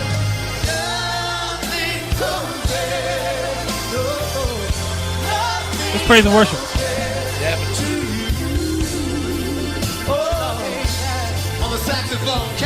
On the saxophone, Alvin C. Carter. Blow, Alvin. Never mind. Hey, Brittany, go to the very last one of the night. The very last song of the night. Number 49. How come you don't call me anymore? This is the song that taught me how to play piano. Right here. I'm sorry, y'all, but this is the one that did it for me.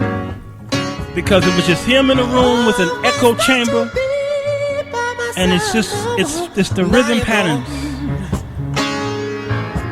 and it just felt good. I couldn't play a lick piano. He plays a wide piano. Yeah, straight wide. Yeah, he's a wide piano player. How come you don't call me anymore? Your phone disconnected. My phone disconnected. Verizon don't cut. They don't cut me off. Oh, okay. He's got a lot of albums here, y'all. Let's see. Project called The Black Album, The Gold Experience, Chaos and Disorder, Emancipation, Crystal Ball. Then in 1998 called The Truth. Then The Vault came out. And then 1999 Rave, The Joy Fantastic. Then 2001 The Rainbow Children. Then 2002 One Night Alone. And then Expectation came out 2003. And then News came out 2003. Musicology came out 2004. The Chocolate Invasion 2004. The Slaughterhouse came out 2004. 3121 came out 2006. Planet Earth 2009. Lotus Flower 2009. NPL Sound 2009. 2010 came out 2010. I'm telling you. These, yeah. Electrum came out 2014.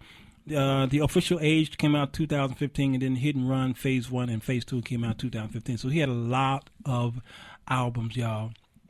And so we do want to continue to pray for the family of Prince and his sister. Apparently there was no will. You know, where there's a will, there really is a way. I find it to be so strange for someone to be as meticulous as he is. him, and he would not have a will. Minnesota have laws now, so I think he's worth $100 and something million. This estate, and it's got to go to all of his relatives. All right, his half sisters and half brothers and what have you. I think he and his sister might have been estranged. So they kind of mended it before he died. I hope they did. Prince he has a secret music vault apparently. an actual walk-in safe with combination lock door, and located in the basement of the Prince's estate. Legend has it that Prince recorded enough music to release one album a year for the rest of the century. The Nielsen says that in the 3 days following Prince's death, more than 500,000 Prince albums were sold, along with 2.3 million songs. He's been busy, okay? And there's just so many things. There's a lot of history here. Over the year, Prince was romantically linked with many celebrities, including Kim Basinger, Madonna, Vanity, Sheila E., Carmen Electra, Susanna Hoff, Anna Fantastic, Sherilyn Fenn, and Susan Moonsey, and Vanity Six and Apollonia Six. And he was also engaged to Susanna Melvoin in 1985. You talking about, y'all called me a womanizer back in the day? Please. When he was 37, he married his 22-year-old backup singer and dancer, Mate Garcia, on Valentine's Day, 1996. And they had a son named Boy Gregory. He's Prince and he's Boy, on October 6, 1996, who was born with Pfeiffer syndrome and died a week later. Y'all didn't know that. He had a son. Prince and her, they divorced in 1999. In 2001, married Monsuela Testolini in a private ceremony. She filed for divorce in 2006. Okay, that's him, and all of his masterful work and a lot of stuff you guys don't know. I thought I'd do this show for you naysayers out there who you just don't know. On April 26, 2016, Prince's sister and only full sibling, Tyka Nelson, filed court documents to open a probate case, claiming that no will had been found. That means they will get involved. Has been found, right. Absolutely, because they said the same thing about Jackson, but they found a will, not a will, but a trust. Okay, and so we just don't know. There's so much going on, copyright issues. Prince announced that he was going to sue YouTube and eBay because they hosted copyright materials, and he hired the International Internet Policy Company to take care of that, and that's why you can't get his music. It's just so much history here that you guys don't know about, and we just thought we'd tell you about it. Prince postponed 2 performances from his piano and a microphone tour at Fox Theater in Atlanta. The venue released a statement saying he had influenza, and he rescheduled and performed the show on April 14, even though he still was not feeling well. While flying back to Minnesota early the next morning, he became unresponsive, and his private jet made the emergency landing in Quad City International Airport, right here, y'all, not Chicago, but up the way, Moline, Illinois, so that he could receive medical treatment. A representative said that he suffered from bad dehydration and had influenza for several weeks. Prince was seen bicycling the next day in his hometown. Okay, and he shopped that evening at Electric Fetus in Minnesota for Record Store Day, and made a brief appearance at a dance party at Paisley Park Recording Complex, stating that he wasn't feeling well. And, of course, we know what happened after that. All right, so I thought I'd let y'all know, those of you who don't know him, to find out what he did. Go to this show again. Go to Spreaker.com. For those of you who are on Facebook Live, go to Spreaker.com and hear this whole show in its entirety. You can hear the bass and the more of a clarity on it. And as you could share it with your father, mother, and aunties and uncles and grandparents who didn't know this man's life. It's an amazing life. Tune in tomorrow to the show live, because me, Alvin Carter, and me and Larry, what's his name, Rodney Jones. It's 9 of us. We're going to be praying for the sick tomorrow for 2 hours straight. We're going to be playing psalms, hymns, and spiritual songs. The both of us will be praying. Send us your requests. For those of you who have sick in your family, and if you're sick yourself, we will be going to the Lord on your behalf. Pray for us tonight, because we're going to need it, because the devil will be busy, because we're going to do this. Thank you, Brittany, for this. And I got to go, y'all. Purple Rain. Prince, wherever you are. Thanks for the memories. So Walter Jones Show.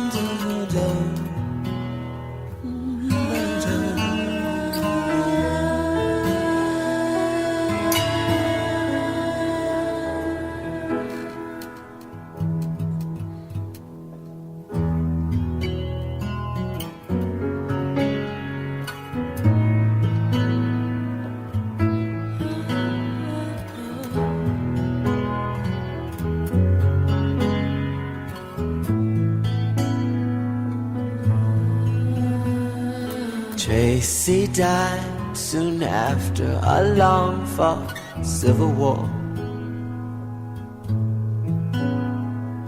Just after I wiped away his last tear. I guess he's better off than he was before. A whole lot better off than the fools he left here. I used to cry for Tracy 'cause he was my only friend. Those kind of cars don't pass you every day.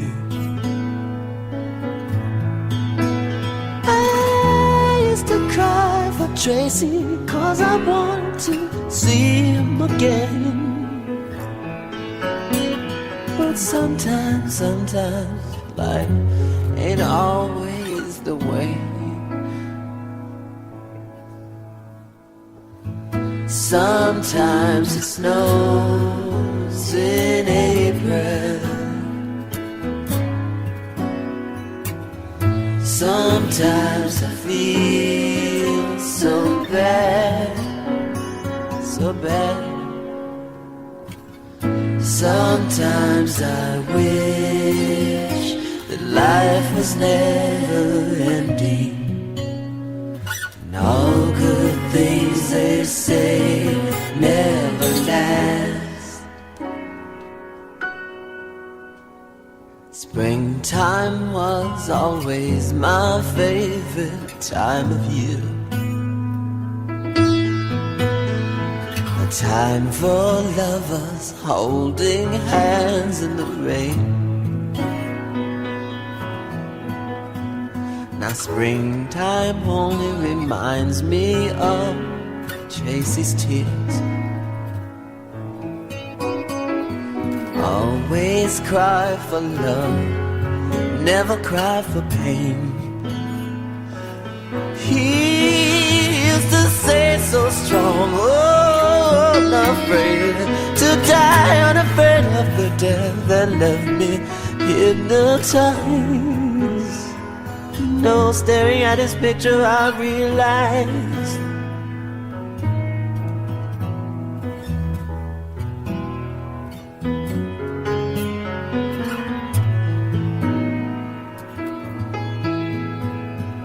no one could cry the way my Tracy cried. Sometimes it snows in April. Sometimes I feel so bad. Sometimes I wish that life was never ending. But all good things they say never last. I often dream of heaven, and I know that Tracy's there. I know that he has found another friend.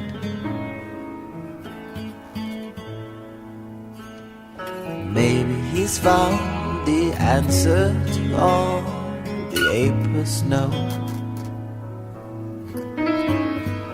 Maybe one day I'll see my Tracy again.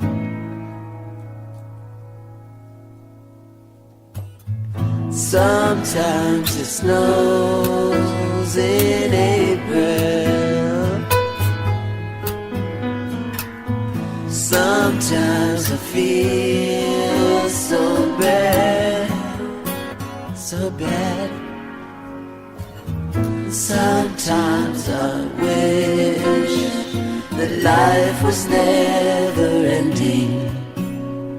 But all good things they say never last. But all good things they say never last. And love isn't love until it's past.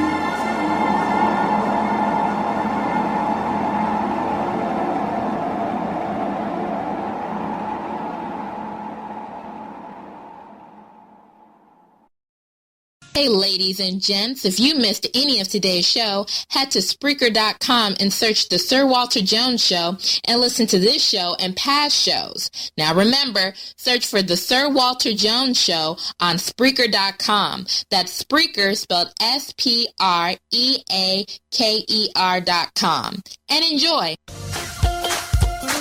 You have been listening to The Sir Walter Jones Show, where Sir Walter Jones provides you with a biblical perspective on everyday life. Stay connected to Sir Walter Jones at his website, www.sirwalterjones.com. Search The Sir Walter Jones Show on Facebook or follow on Twitter at Sir Walter's Music. Until next time, thank you for listening to The Sir Walter Jones Show. with Sir Walter Jones.